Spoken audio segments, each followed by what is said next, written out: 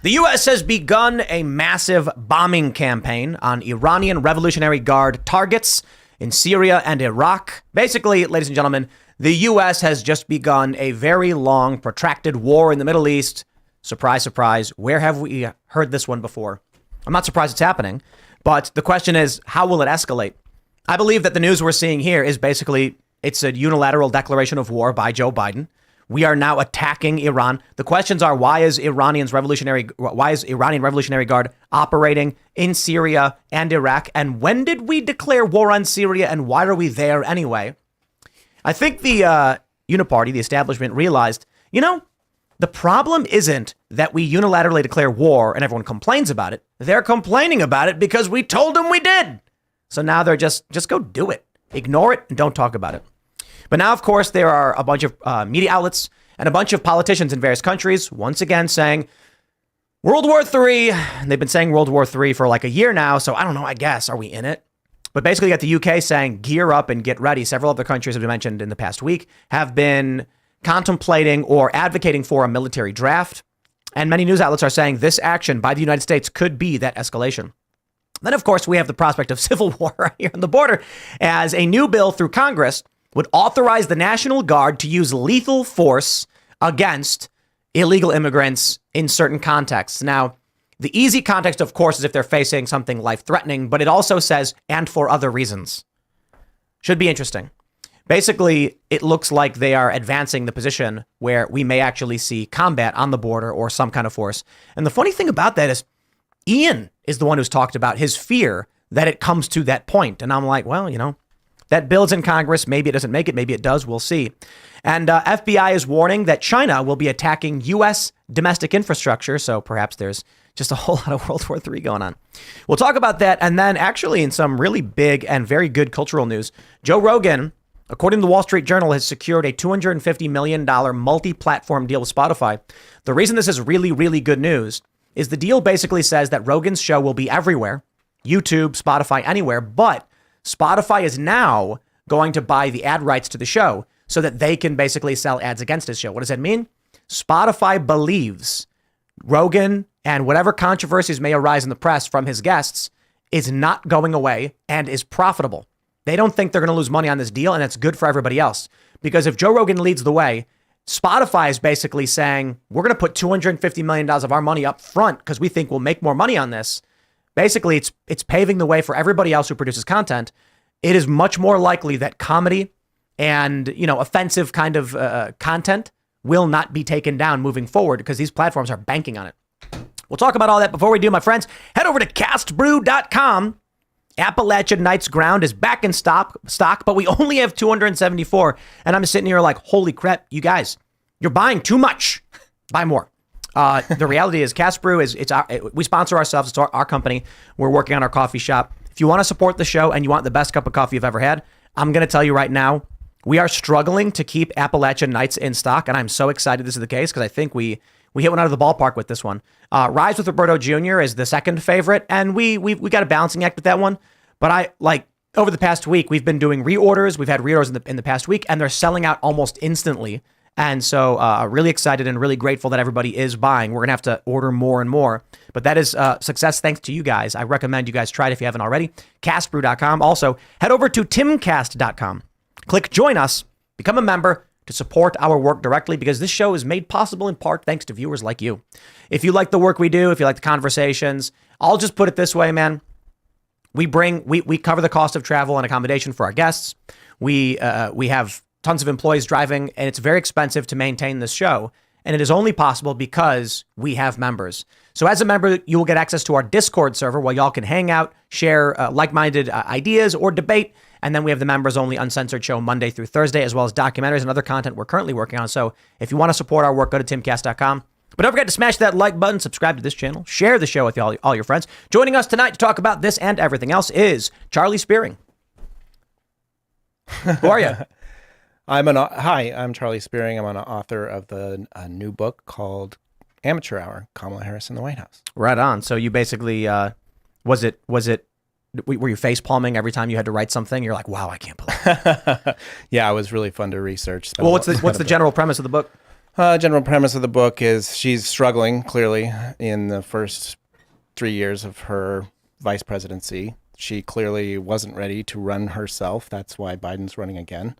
And if Biden runs and wins, we're in a very real possibility of the 47th president becoming Kamala Harris. I don't think Joe Biden can win, but I also have no idea what's in store for us this year. Yeah, me neither. If Joe Biden doesn't make it, if he can't make it to Election Day, I think the Democrat Party, that's their worst fear.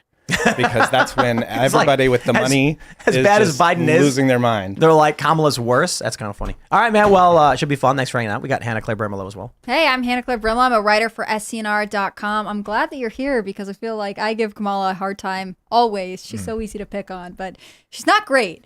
So I'm glad you guys are joining us tonight. Shane's here. What's up? I'm back. It's good to be back. Sounds like Charlie wrote a horror novel. And I'm scared. You're like reading through it. Is this fiction? Yeah, it's terrifying stuff, but it's great to be back. Oh, shout out to the Discord. I keep seeing stuff coming out of the Discord. It's amazing what you all are doing out there. And it's good to see you, Serge. Oh yeah, how you seen the Discord stuff, man? Serge has been inundating my phone today with stuff that he gets from Discord, and it is we were laughing for the last hour. Yeah, it's great. It's Thank you great. for that. No after show today, but yeah, Discord rules. I like being on there every once in a while. I am Serge.com. Let's get into it, Tim. Here's the big story today. And of course, they did it on a Friday. U.S. drops 125 bombs and 85 targets linked to Iran's Revolutionary Guard in devastating airstrikes on Iraq and Syria. Biden warns retaliation for drone attack that killed 3 soldiers will continue after long-range bombers and drones hit Middle East. Unilateral declaration of war, or is it just we are in such a perpetual state of war, they don't care. They're just going to keep ramping things up and we're going to spiral out of control and implode, or what? They're used to being a wasteland of our bomb shrapnel. It doesn't seem like it could escalate into a regional war, but they telegraphed it to everyone that we'd be bombing them. So then everyone that might have been responsible for the drone attack is gone. And we're taking out what could be the places where the drones were. But we'll see. I don't know. It's just interesting to me because I was on the phone today with a friend who's in Special Forces for the Navy, and he was talking about whatever's going on in his life, and then he was saying, oh yeah, I'm supposed to deploy this fall. And I was like, oh, where do you think you're going? He's like, oh, we're getting back in the Middle East. But he says it the whole thing. He didn't say something specific, which makes me think that like everyone is preparing for intense escalation. Wasn't there something about the Roman Empire bringing in foreigners to fight in wars? That is part of the story, I believe. Is it part of the story? Does anybody know enough about the Roman Empire? Come on, man. I thought this was all you think about. It every single day, yeah. Yeah. But seeing this, it's perpetual war. The fact that Congress does not approve of these things anymore. We've been at war in the Middle East for decades or longer, actually. And we're in Syria? Iraq and Syria. I mean, Iraq, I know. Right. And Syria, when? I mean, of course it happened with... We never left. Well, with Obama, we go in. But my question was when the Iraq war started, there's protests everywhere. When Barack Obama decides to invade Syria, ain't nobody says anything. Right. Nothing. Donald Trump comes in, tries to get the troops out. They lie to him to keep the troops in. Right. It's crazy they're at this point. And so now, with the bombing campaign in Iraq and Syria, we've basically got a unilateral declaration of war on Syria. We're attacking Iranian linked targets, whatever that means. It's just, there's not going to be any formal declaration of a World War III or expansion of war. We're just slowly walking our way into further and further escalation. On top of that, everyone has been sharing this video from December 4th of C-SPAN of Senator Dick Durban saying we should make illegal immigrants soldiers. We should bring them in. I mean, this is C-SPAN right here. Dick Durban wants to make it possible for illegal immigrants to join the U.S. And I've been getting a bunch of people messaging me being like, that's exactly how the Roman Empire collapsed. Yeah, I mean, I remember we did IRL the day he did this, and Kingsley Cortez was here, and we had the same reaction, which was that you can't have a bunch of people who don't have a tie to this country come in and fight for you, because ultimately their loyalty is to the federal government. It's not to the culture or the people or the states, and that is dangerous for the population that potentially could resist the federal government. It's such a ridiculous suggestion, but it's obviously been on the minds of senators in this country for a long time. Again, to me, that speaks that they are not ultimately loyal to the people that they serve. They're loyal to power and controlling the masses. Yeah, it's kind of like the new form of DACA, right? This is the way we get more migrants into our country. We let them serve in our military, and then we give them citizenship, say, well done.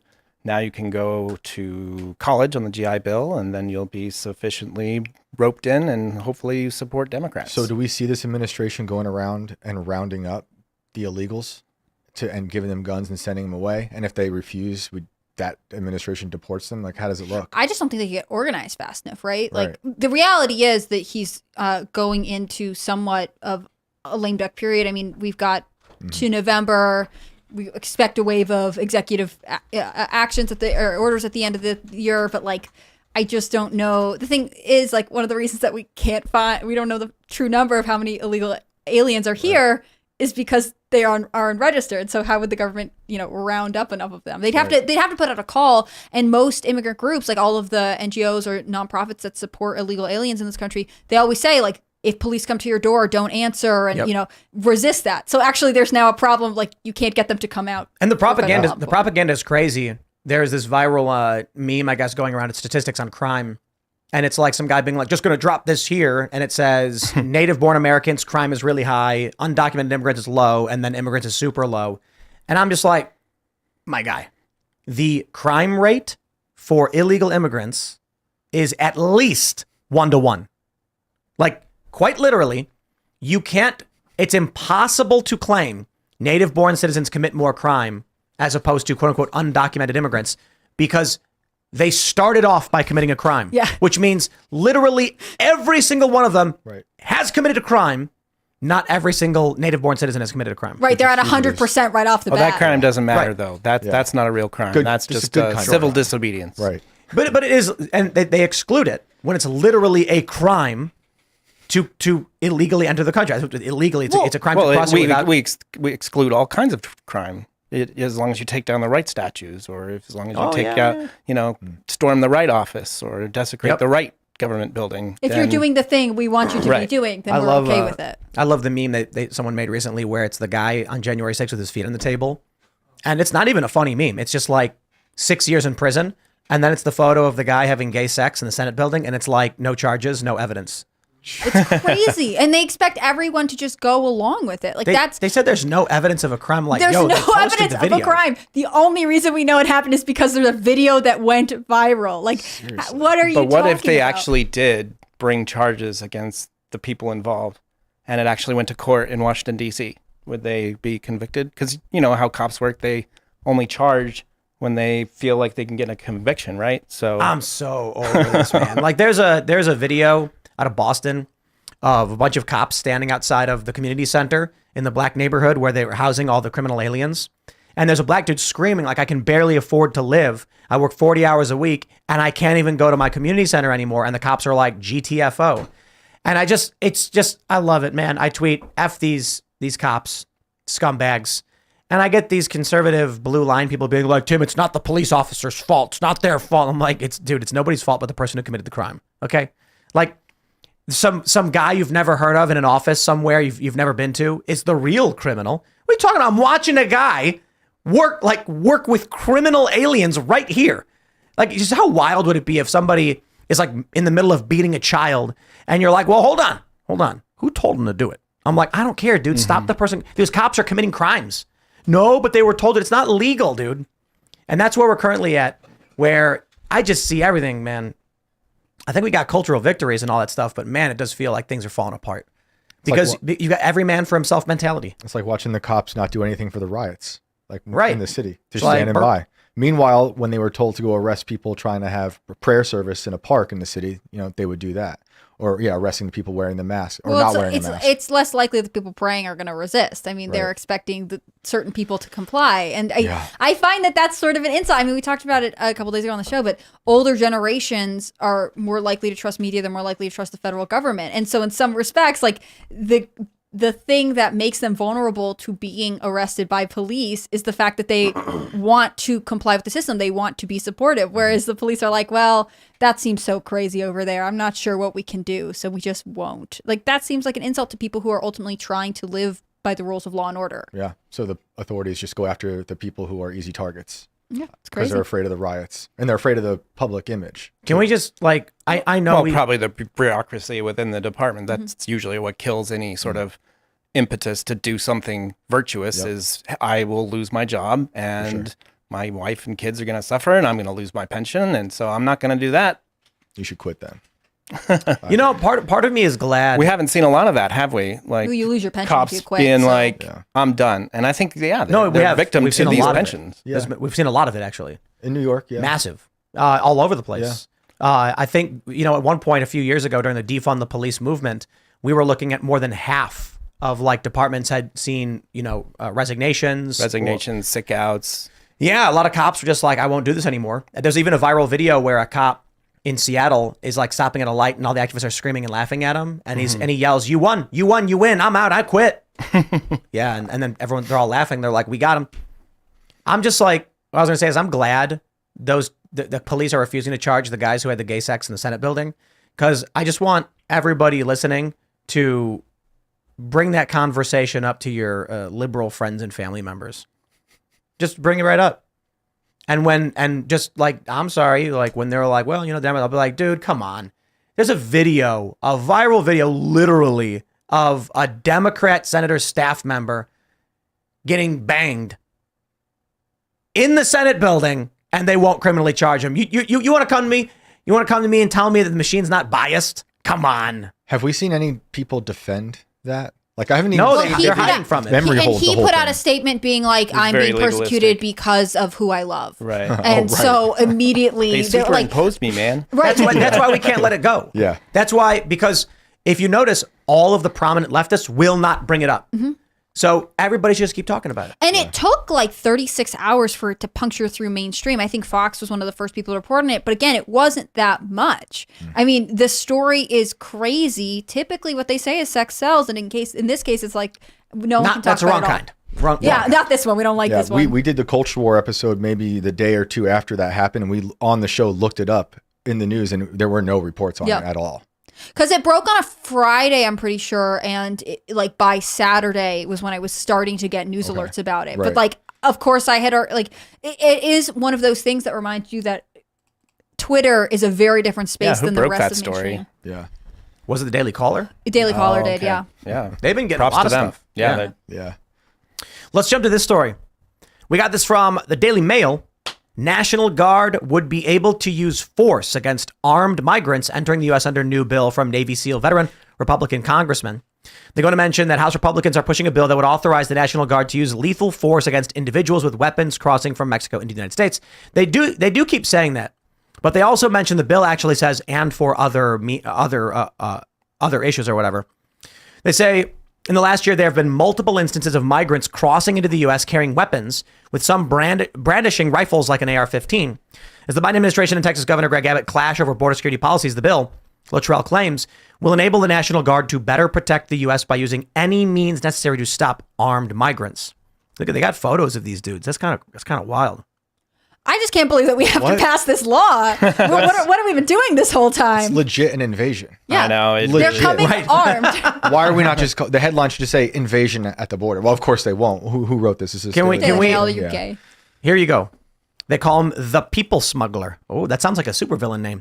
The People Smuggler was filmed by Texas Department of Safety drone on Wednesday near Eagle Pass. This is Wednesday. Take this photo, post it on Twitter, and say invasion. Okay, spare me. These dudes are coming with rifles, and our guys aren't even allowed to defend this country from armed people. Wow. Again, why does this have to be a law? I just don't get this. I mean, I'm glad it is if no one has thought that this is something that's necessary. Why do we have a border if we're not trying to stop people who are entering armed, who are trying to enter illegally while armed? Like, again, Man. what are we doing Having here, been- team? Well, and to what are the- we doing? Why are these governors sending the National Guard down there Right. if they aren't? I didn't know they're not allowed to They're use just supposed their to like weapons against put out their arms people. and be like, Yeah. "Go back, listen to Hey, me you. go." Hold hands and sing a So song. I'm so glad that Ron DeSantis and all these governors are sending more and more National Guard troops because all they They're can just do is just personally gonna build link- fences like, and say, please, Right, go. they're gonna link arms and just be like, "You cannot cross." They're not allowed to. You like, shall not pass. They're not allowed to retaliate. Having been been to the border in Yuma and seeing how they treat people coming across the border with like luggage tags and van rides and plane tickets and stuff, I wouldn't be surprised if they come with a gun and be like, "Do you need more ammo? Like, where you? Is everything okay? Yeah, do you need a case for that rifle?" Yeah. It's totally crazy. Where'd That's how they you treat get that? Did you that come from Yeah, that's here? nice. Or But did you? It Yeah. is interesting to me. So there's this bill, and then there was another one that the House passed yesterday, saying, I have to remember. I should give this guy credit, but I can't remember his name. Basically, it's Barry Moore from Alabama, I think. He proposed this bill that if there's an illegal immigrant who's in the country and gets convicted of or admits to driving while intoxicated, Oh, like right. a DUI, then that makes them inadmissible. So they couldn't get like a green card. They couldn't get any status. And also it's grounds for deportation, which when I read it, it was sort of like, yes, of course, because you're here illegally in the Right. first place, already committing a crime, and then you commit another crime. Yeah. Seems like you should definitely go. But the fact that we have to spell this out Well, tells it's you. clever politics. It's like, let's just pick one crime that everybody can sort of gather around. Like, It seems. let's It also do this. seems reasonable. Like someone who commits a crime while in the process of committing another crime, being here illegally. Right. Probably, I don't want them to be a citizen. Probably, they are not here with good intentions. Yes, like it seems basic and obvious, but at the same time, 150 Democrats in the House voted against it. Right? Like, it is weird that we have to say this is a bad idea. And in fact, there were congressmen from every border state, California, New Mexico, Arizona, who are Democrats who voted for this. So it makes me wonder, like, are you seeing this in your community where there are people who are here illegally and are proceeding to, potentially be hazards to, the illegal population, but also the legal residents in this in your communities? I It's feel very like weird. At a certain point, they just can't deny it, and their constituents are like, our places our homes are ruined. Mm-hmm. This place is ruined. People are leaving. The economy in this town or city is dying. Mm-hmm. Like we see with Eric Adams when he spoke out. But then once he spoke out, wasn't he? They tried to Me Too him, like a week or two later. Oh, yeah. Nice. That kind of disappeared for a while, didn't it? Right. He was getting raided by the feds, wasn't he? Yeah, he was. Jeez, man. We're at this is the 11th hour, dude. We got, can we pull up his picture again? My friends. That's not the only one. He's hanging out in the trees over here. Bro, this is an invasion. Straight It's up. like, this guy's got a gun. And apparently it's an issue. They're like, maybe we should give the National Guard the ability to, I don't know, fight back when they're being shot at or something. That's him. He's a poor asylum seeker. Yeah. He's just trying to, come for opportunity. Hands up, don't shoot. It's xenophobic. It's xenophobic to question. Armed this. asylum seekers. I'm actually totally down for saying asylum seekers. They're ready to in go to Canada. war, Tim, just like you've been saying. He's like, Dick Durban, I'm coming. I'm ready to fight. I'm here to sign up and fight for Uncle Sam. They're like, this guy's got experience. No, the left likes to bringing call his them own all weapons. asylum How thoughtful. seekers, even when they're criminal aliens or smugglers or whatever. And so then you get the right saying illegal immigrant. And I'm telling people criminal alien is the legal term for this. Mm-hmm. I'm going back to asylum seeker because I'm going to say armed asylum seekers. Yeah. Mostly go. peaceful. Mostly peaceful. Yeah. But, But you know, armed. Possibly But peaceful. armed. Look, Fully he loaded. loves Hopefully. the Second Amendment. Of course he's an American. This This is the makes kind Hopefully of- peaceful. This is the It's just kind of wild. And this is, I wish I had listened to a Corinne Jean-Pierre White House briefing today. I'm sure if she saw this, was asked about it, she'd be like, everything at the border is fine. Don't question this at all. Like, at what point?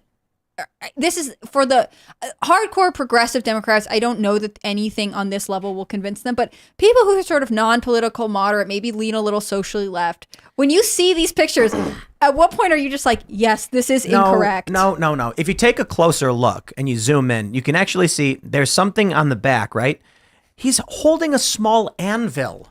Of course. He's trying to set up a smithing shop. Right. Stop assuming these are criminals. Oh, I don't know. It bigots. almost looks like a bump stock to me. I could be- The thing is, Wile E. Coyote use anvils all the time for bad things, and Right. so that counts as a weapon to me too. Hannah Claire, to your point, it's like those very same people you're talking about, looking at this and thinking that they might come to terms with it, the reality of it. They're the ones who looked at the riots and thought they were just. See, I think that shifted. I think Do you? I think there's been sort of a bleeding effect away Yeah. because some of these things are so concrete. Yeah. And that's why I think I a hope. lot of progressive outlets, a lot of progressive activists harp on January 6th so much Yeah. because it's a way to sort of quell the fear. Like, Right. you can't question anything that's going on because ultimately, look at this very bad thing, theoretically, that happened this one time. Whereas this is an active invasion that's going on constantly and, in fact, has been going on for 3 years. I mean, it's what the official number is something like, we think 6 million illegal criminal aliens are here. But when Ron DeSantis was doing his press conference when he was saying, I'm going to send people to the border, he was like, what's the number? Like 10 million? No one knows how many of these people are here. There's no way of knowing. Did you see Theo Vaughn's tweet? I think it was last weekend. Yes. He was the best. He tweeted, let's close about it, get a head count on who's in this MFer. I'm not doing it justice. He had another recent one too. I forget what he's he had said, a bunch but of good ones. He's so funny. I'm surprised. Until we can figure out what's going on. Yeah. You know? Yeah, Charlie, as the resident Kamala expert, what's her take on the border? Wasn't she As our borders are, Wasn't she true. supposed to be in charge of the border? Go back to, I think it was in June 21 when she went to Guatemala and she held that press conference and she got real stern and said, do not come. That's right. Do not come. That's right. Remember, angered AOC and a lot of other progressives? Well, I guess they're not listening to Kamala. But why would they not listen to Kamala? I've heard that she's very influential. She's historic. I don't know why they didn't get the memo. Why did they make her border czar? Does your book know? Yeah, it's this was kind of Biden's first attempt to be like, all right, Kamala, you're my buddy vice president. You're going to take one for the team. Here's what we did. I'm putting you in. So I always wondered if that was him sort of being like, I'm going to give you a bad job because I don't really like you. I don't want you to be more like successful than I am. And he knew exactly what he was doing because Obama did the same thing to him. Charlie, I got to stop you there, though. When has anyone ever said that Biden knows exactly what he's doing? Sorry. Maybe in the first few months of his first term. Okay. As what, vice president?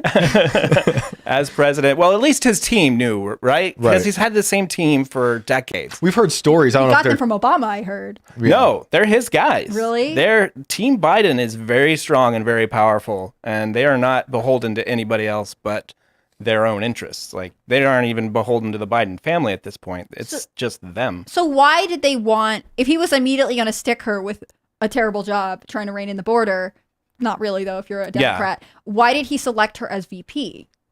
Like, if there's always been a little bit of tension there, was it just that she would bring him the demographics that he wanted? As I outlined in the book, it was a very political decision. He actually preferred Gretchen Whitmer because, she's Midwestern, swing state. She campaigned on the idea of fixing the damn roads. The feds love her. He liked that. He kidnapper. liked her style of politics and thought she was a real winner. She actually tried to drop out of the running because, the whole process was sort of overrun by the George Floyd riots, and it's like got very volatile, and that's when everyone sort of started dropping out. You had Amy Klobuchar just be like, "Oh, I gotta go." Former prosecutor, right, in Minnesota. So I was like, I'm not doing this. So you saw more and more candidates drop out, and so he ended up, but he had to pick up.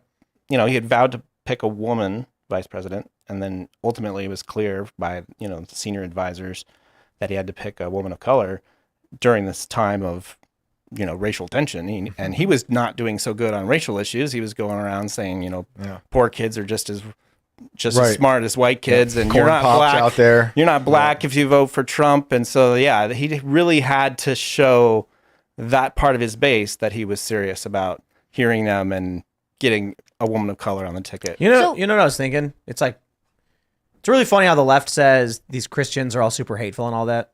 And I'm thinking this because I'm like, I blame for all of the stuff happening right now, like where we are in my generation, I blame Christian conservatives. And it's because they're too good of people and they were very tolerant and accepting to so many really bad people that they kept acting in good faith and allowed these far leftists and communists to infiltrate institutions. So I mean that somewhat, I'm half joking. Right. But, 30, 40 years ago, or 50, 60 years ago, when you have a very Christian conservative nation, evil steps in, lies, and being good people, they're like, well, I think we should give these people a fair chance. And now you've got communists running over everything. And even to this day, the Republican Party is still impotent and won't address these things. I mean, Donald Trump gets sued, criminally charged, abused mercilessly in these jurisdictions. Not a single Republican jurisdiction is countering. I mean, maybe there's one or two small ones here or there, but where's West Virginia or Texas? Ken Paxton should file criminal charges against Joe Biden for facilitating human smuggling. Why not? I mean, the charges against Trump are ludicrous. He did not lead an insurrection. Okay, Ken Paxton, file charges against Joe Biden right now for leading an insurrection at our southern border. Use that photo and let them argue he's immune. Whatever. He will have to answer to the Texas legal system. But you know what? As much as Texas is the standing your ground and all that stuff, I know the judges there are going to go, oh, geez, oh, well, we can't do that. I'm like, dude, are you watching what they're doing in New York? But we are better men. Okay, well, then Trump goes to prison. Have a nice day. Yeah, it does seem like they need to become more of an offense. Right now, it does feel like a lot of states are just on defense. They're kind of waiting to respond to what more progressive activists are doing. But I'm not enough of a legal expert to know what steps should be taken. I think it would just be good for conservative voters to see action taken. So I tweeted that E. Jean Carroll was a deranged, I'll just say person. It was a bit wench. more. It was a bit more aggressive than that. Yeah. And I got all these leftists. This one went viral, and it was like, "Hey, I'm Tim Pool. I'm going to defame a woman who just won a massive defamation lawsuit." And I'm just like, for one, I did not defame her. I insulted her. There's a difference. Two, this is not how the law works. You people are morons. However, fair point. People like this are in law in New York, and they're like, "We'll do it anyway." And so when the question comes up as to what are the legal requirements for Ken Paxton in Texas to actually bring about some kind of charges, or to I don't know if he would be the actual guy to bring the charges or how he could pursue this. It doesn't even matter. You look at what's going on in New York, and it's all fake, and we all know it. Mm-hmm. Come on. Right. A single Republican in any jurisdiction. Ugh, do I have to run for office? I swear, I might have to. If you guys make Tim run for office, he'll be real mad. I'm going to be really mad. But I'll run for some office where I'm like, I don't care what it is. I will take a sheriff's office, and I will immediately be like, I am going to go and start arresting people who are breaking the law. Like, that's it. Like in West Virginia, they should have a criminal investigation right now into this Customs and Border Protection facility. It's a massive facility on 340 in West Virginia. There should be state law enforcement raiding that building with a warrant from a judge, because we want to know what's going on with their internal communications as per the human smuggling they're involved in. Ain't nobody got the balls to actually do anything, though. Yeah. Do you think? Sorry. Do you think it's because they're spineless, or they're like stalled by their fear of these institutions?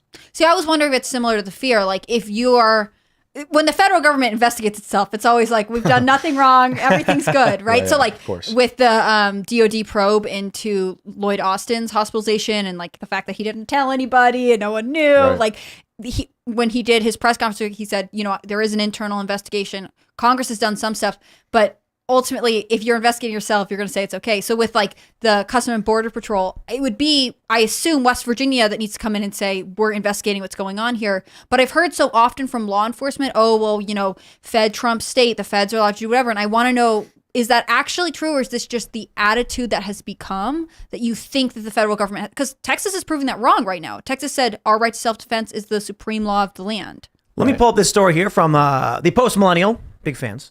New York City to pay out $53 million on prepaid debit cards to illegal immigrants in pilot program. So when Eric Adams comes out and says, this will destroy us, he gets accused of crimes and he gets raided. The next thing you know, he's like, I am going to give $53 million to illegal immigrants. I am totally for this. It's coming out of my bank account too. He's like blinking out in Morse code, like, I don't want to. Rescue me. No, it's bad. I think it'd be funnier if they spent $53 million to just ship them to Eagle Pass, at which point they're escorted back across the border. I genuinely think the Democrat strategy is we have to destroy this country to the greatest degree imaginable before Trump wins. Because the only response we have, or I should say not the only, but the functional response, the best course of action is Trump wins. So I think, I just love all of the articles that are popping up about Taylor Swift. I'm not going to get into the whole thing about Taylor Swift. My point is this.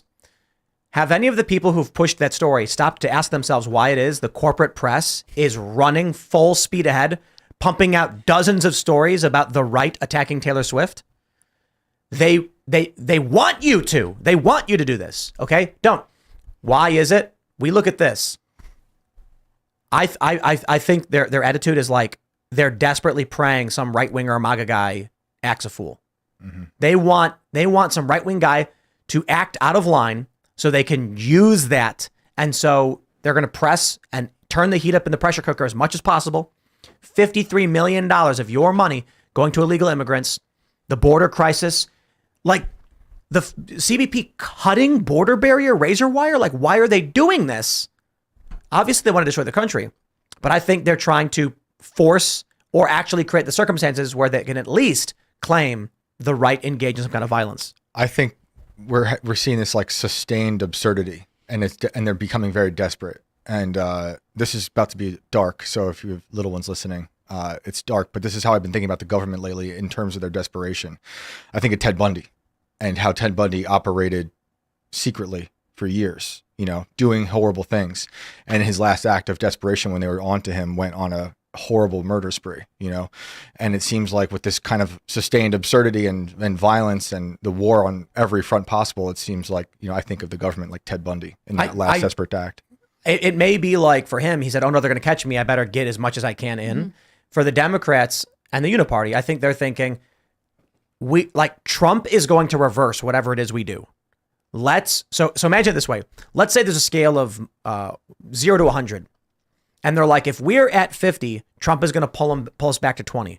We need to push things to 100 so Trump can only go back to 70. Yeah. So it's like, they know that Trump's going to deport a million migrants. That's how the left works. Destroy everything. Trump's going to deport 1 million migrants. Let's bring in 10 million so we can only deport 1 out of the 9 we got in. It's the big ask, so in terms of policies. And it has two effects. Number one, they can run screaming with all these headlines being like, how could he do this? He's deporting poor asylum seekers and et cetera, et cetera.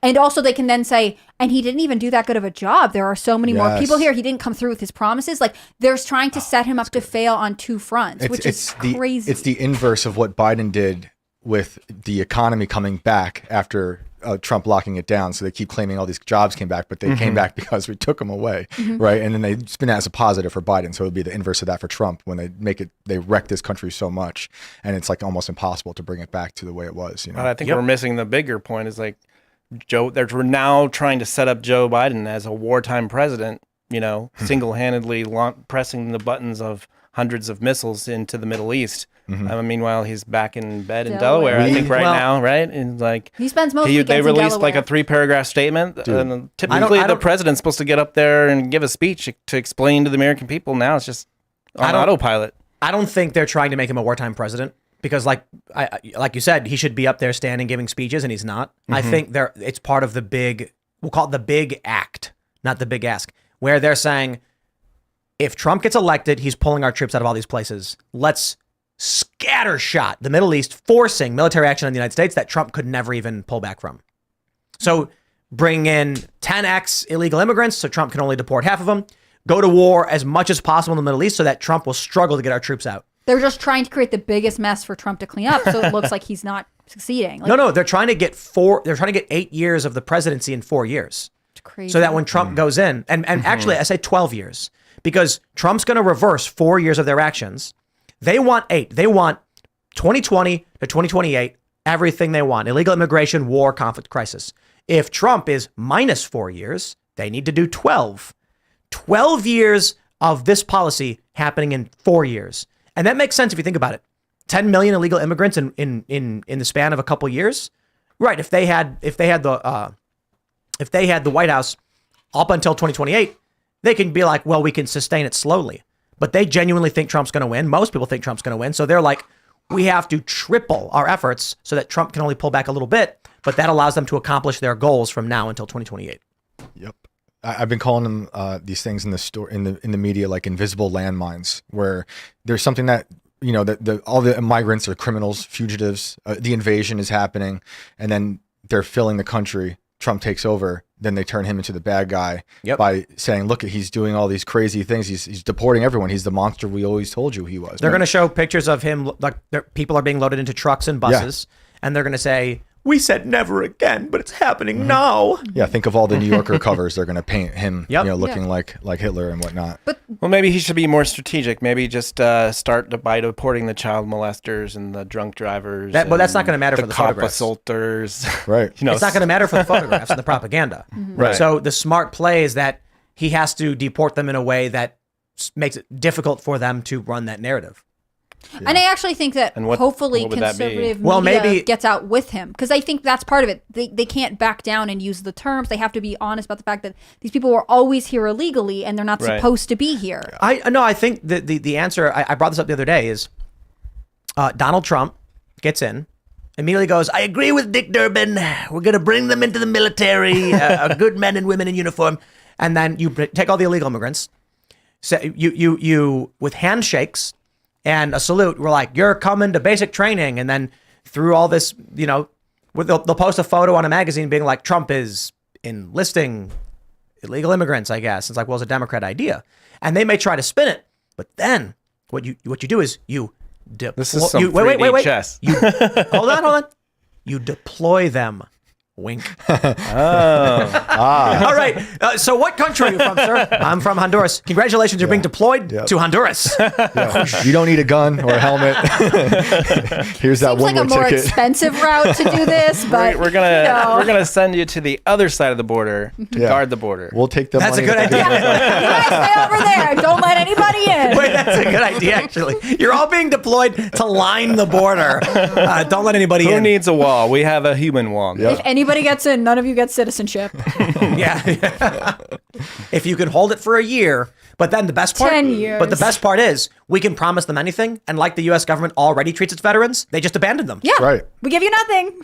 There you go. It's like I served for 4 years. It's like, do you notice the line of all the other veterans that we've ignored? Man, you should have read the fine print. I think that's true. Maybe this is the way to solve this issue. I was skeptical at first because it seemed like we'd just be using taxpayer money to do something crazy. But Well, it if is, that's but- the only way to secure the border. But then when the media is like, Trump is loading up all these people on the buses and trains. And then he's like, but yeah, because they chose to join the military because they're good people. Why would you insult them like that? Oh, geez. And of course, the training camp is a new training camp we set up in southern Mexico. This is getting very Roman Empire of you, Tim. I mean, that's what you could do, like basic training for all non-citizens who want to enlist. That training camp is not in the United States. It's in Guatemala. Right. We exported our training facilities to Mexico. It's cheaper there. Just like our manufacturing like everything jobs. We're saving money for everybody. Yeah. Yeah. And then we just, your job is to guard the training camp, and they all just stay there. Problem It'd solved. be interesting. But yeah, you'll need creative solutions. Otherwise, they're going to run this narrative. Donald Trump is Hitler. I mean, I got to be honest. Like, they've already run that narrative ad nauseum. Yeah. They'll add photos to the mix. I wonder if at that point everyone's going to be like, I just don't care anymore. Like Apathy this. central. Well, no, look, I mean, this might be the best thing in the world for Trump. Trump finally gets in, actually is loading people on buses and trains and sending them off to be deported. And the media screams, he's Hitler. And at that point, you're like, I get it. The sky is falling and there's wolves. I don't care. I'm so over it. Well, I think the thing is, if they run the pictures of Trump loading people up on buses because, why would he deport people who are here illegally? Because apparently that's the wrong thing to do. I think hopefully conservative media gets behind him and so it runs the photos of every person who has been killed by someone who was here illegally. Mm-hmm. I mean, there are already resources that do this. Border Hawk does this with Dan Lyman. There are people who suffer because of illegal immigration, not just the economic effects, but like the crime. If you showed all the footage of you saw this, the trash and like the underwear that's at the border, right? There's horrible It's a things. landfill. There's evidence that something is wrong, and we just don't show those pictures enough. It's that, like Republicans in Congress, the media that supports Trump or the influencers, let's say the talking heads that do it, need to be just as on the offense. I think I figured it out. I know what we need. You guys remember that article where it was like Trump ends up supporting lockdown so that everyone opposes or something like that? What we need is 5D chess where Trump gets elected but keeps doing everything the Democrats want to be done.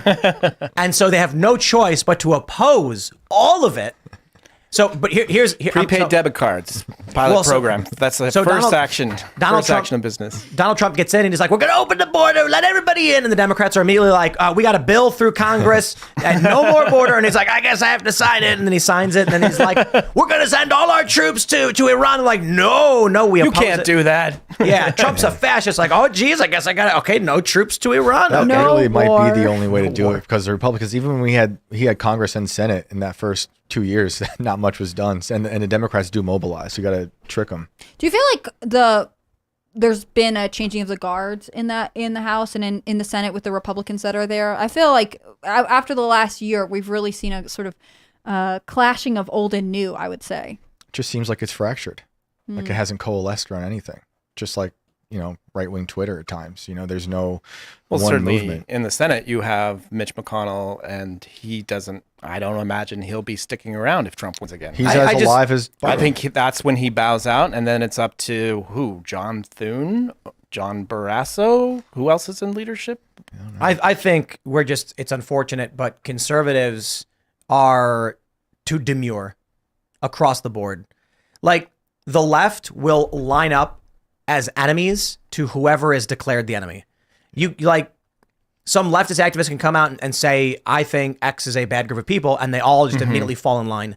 You literally have police officers guarding criminal aliens occupying a building, and I got tons of Thin Blue Line or like Back to Blue guys being like, no, I defend the cops. And I'm like, the cops are the ones who are burning your neighborhoods down, and you're smiling and saying it's not their fault. Okay, dude. I don't know. Like, culturally, I see a bunch of victories. Bud Light sponsoring Shane Gillis is hilarious. And I do think we're winning, but it is a challenge, and perhaps we could mitigate some of the damage if we had more balls and more willingness to call out bad people. So Jan 6 wasn't the right play? Is that what you're thinking? Yeah, definitely not. I think the right play is like every single conservative should be completely aligned with, if police officers are facilitating human smuggling, they are opposed to those police officers. But there's so many people on the right who are like, no, I don't blame the guys who are committing the crime. It's the person who told them to do it. And I'm just like, I both of them, I don't care. But like, if these cops in Boston knew that if they were filmed doing this, they would never eat another hot dog again. They would never be able to get a hotel room. No one would make them a cheeseburger. They wouldn't do it. And so what the left does, this is funny, when these cops are in New York and the left is trying to protest, the left will film them and be like, yeah, we're going to film you. The cops are like, I don't care. You're fringe nobodies. You are not my community. I don't care. If the conservative Back the Blue people did it, they'd start sweating bullets. Because these are the people who actually live in your neighborhoods, and you're going to walk in and be like, aren't you that guy that I saw helping criminal aliens take over some town? You think you can eat food in my restaurant? Oh, out of here, dude. Yeah, but conservatives are like, I don't blame you. It's not your fault. Yeah, there'll always be that deep respect for law and order, and it's kind of baked in conservative. But understand what you're saying. You're saying that conservatives are not actually respecting law and order. They are defending criminals because the criminal has a badge. And I want to make sure this is clear. I'm not talking about a cop who's like walking down the street and he's like, break up the fight, guys. I'm talking about cops who were ordered to facilitate human smuggling. And they're like, you got it, boss. And they went there and they're like, I'm going to guard a bunch of criminal aliens who have taken this community center from these people because my boss told me to do it. And I'm like, well, you're a criminal. You have broken the law. You should be arrested. I have no respect for you. I think a lot of them are afraid to sound like, rioters during BLM, and they're overcompensating for how that looked, when that whole thing played out. But then I would remind people, look at the cops who went in and ripped people out of stadiums that weren't wearing a mask. There was a sheriff. A woman was in Minnesota, and she tried opening her cafe during lockdown. And so they put out a warrant for arrest or whatever. So she fled to Iowa, and the sheriffs hunted her down. They were like, we're going to make sure this old lady suffers. Man, there were so many instances where cops were just brutalizing my favorite is the New Jersey cops. A woman was live streaming. She had a store and she was live. So she would sell things. You could come in and buy stuff. It was like a resale shop. When they shut everybody down, they're all closed. So what did she do? She started live streaming on Facebook saying, here are the things that I have. Let me film them for you. And you can order them on the site and I'll ship them to you. Cops went to her store and said, ma'am, you need to close your store. And she goes, what are you talking about? I am closed. And like, no, stop filming and stop trying to sell things. Proving it was never about the pandemic. These were just dictators. And it's remarkable that people were like, well, I back the blue, so. Well, the other weird thing that came out in the beginning of the pandemic was that domestic violence rates, I cannot talk right now, domestic violence rates jumped significantly. And so there are people that would have maybe needed law enforcement's help that probably didn't get it. But then there were businesses that were just trying to find a way to make money, potentially keep their employees on, and they got the brunt of law enforcement. It's their livelihood, right? That's so the store owners, when your livelihood is threatened, that's when you're ready to just civil disobedience. Yeah. That's when it goes. That's when the conservatives like, hey, don't threaten my livelihood. Maybe that's what it takes for the conservatives to turn on law enforcement. But we didn't say there are other things that are going on. Like, because we locked everyone in their homes, there are other social issues that are coming up, and we should maybe use law enforcement to help with those things. Instead, it was like, how do we make everyone hurt economically? And then we had a lot of people just had to quit or were fired for not getting the shot. And so who was left, I want to turn things around. We'll get a little too dark. Too black Billy. Let's go white pill. Check this out.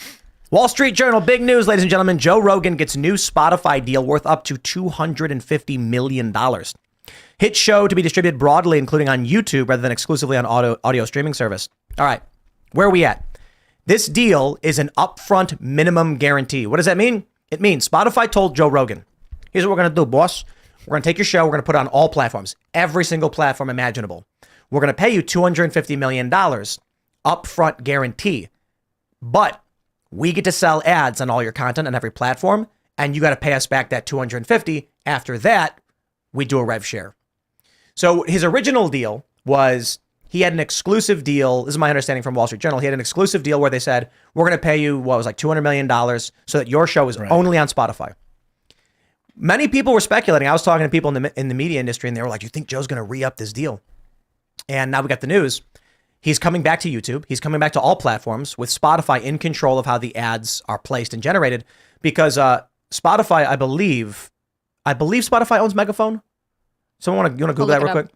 And I'm pretty sure they do. And that is basically YouTube's ad network, how you can auto place ads.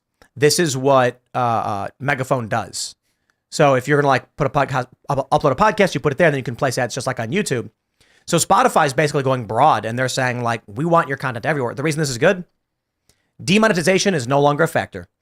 Joe Rogan, in the news all the time, hosts a lot of politically spicy things and edgy things. Spotify with this bet, it's not so much that they're predicting something, but they're setting something. Spotify is a juggernaut. If they say Joe Rogan is working with us and we're going to sell ads on his content, demonetization is out the window. YouTube is not going to demonetize Joe Rogan's show when he has Alex Jones on because Spotify is going to be like, that's my money. And Google, my understanding is a shareholder to some degree, or there's some connection there between the two. I think Google might have the majority or something like that. I don't know. Long story short, even if that's not the case, Spotify does not want to lose money. They don't think they're going to lose money, and they're not going to let these big companies take their money from them by taking Joe Rogan down, which means we all get to ride the coattails of Joe Rogan's show. It's not like you're going to get absolute free speech on most platforms, but Joe Rogan's hosted, controversial guests, and the media's lost their mind over it. Now Spotify's putting money behind it on YouTube and all these other platforms, on every platform. That's like we win, dude. Yeah, this is like the inverse of Jon Stewart coming back to The Daily Show. That seems like a desperate play for them to install this guy to deceptively edit reality and try to just take the election. But this is like a big cultural win. This is very impactful, especially that he's going to be back on YouTube during an election. Will it be election year? Do we know when this starts? I believe it's now. I don't know when they're going to. Yeah. When was it? It was the end of 2020. They were like January of 2021 or something. He moved over. Wow. So it's about time for his contracts to expire. Spotify announced in 2020 that it was going to acquire Megaphone for $235 million. Wow. And then it looks like the deal didn't finalize for a little while, but I'm pretty sure it went through. Are you sure? It is finalized now. It just looks like it took like a year or two to be finalized. Right on. And so how does this affect the sort of the left-wing industry of getting advertisers to boycott personalities, and then somehow that chokes off their revenue? Yeah, I'm not really sure. Well, it's basically it's the end, man. You think Spotify is as a major player in this space is going to tolerate that? They're going to go after Joe Rogan. Google's going to start going, and Spotify's going to say, don't touch it. Mm-hmm.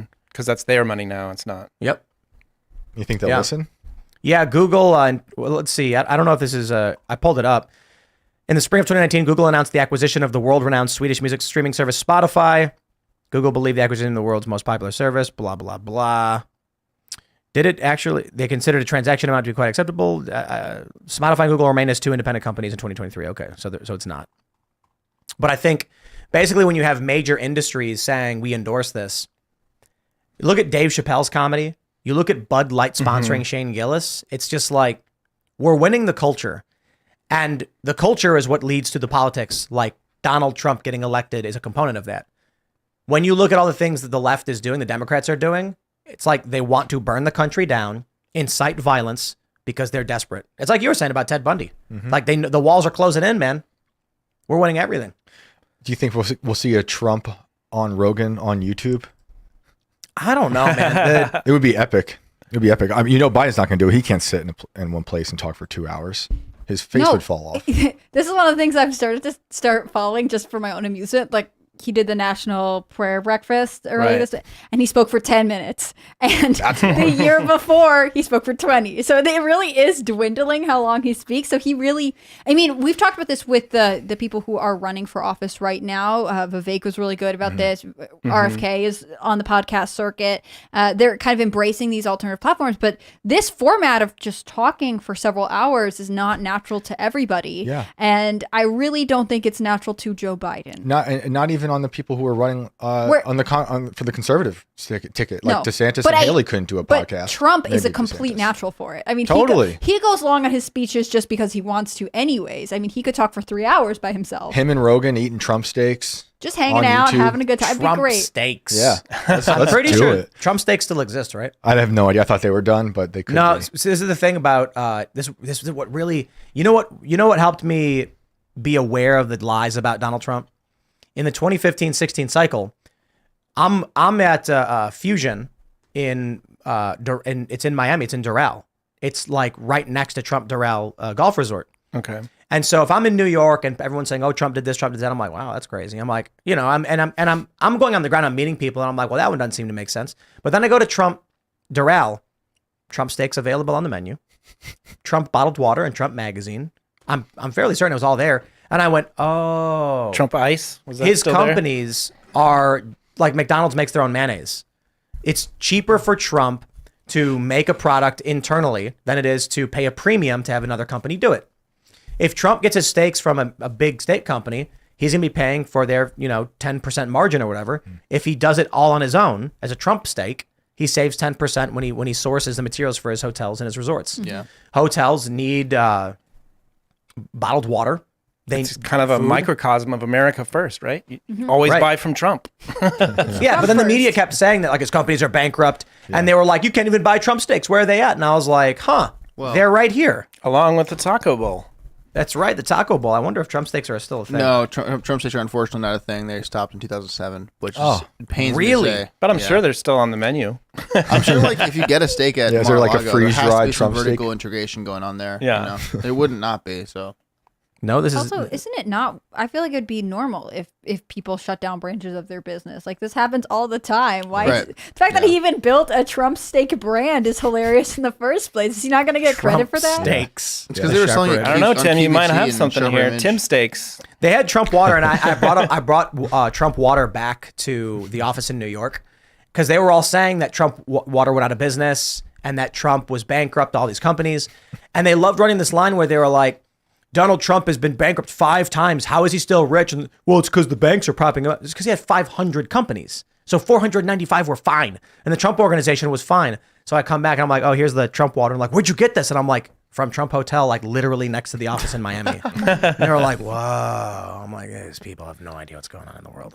God, look at that picture. I just want like a Sky Mall equivalent, but it's Trump related products. Yeah. Like just Trump Mall, and he just sells you like all kinds of random things. Yeah. Those Trump have ties. like popped up independently all around the country. You know, Really? So I want you'll Trump see official like stuff. this mainstream wasteland, and then all of a sudden you'll see a store that's just like the Trump store.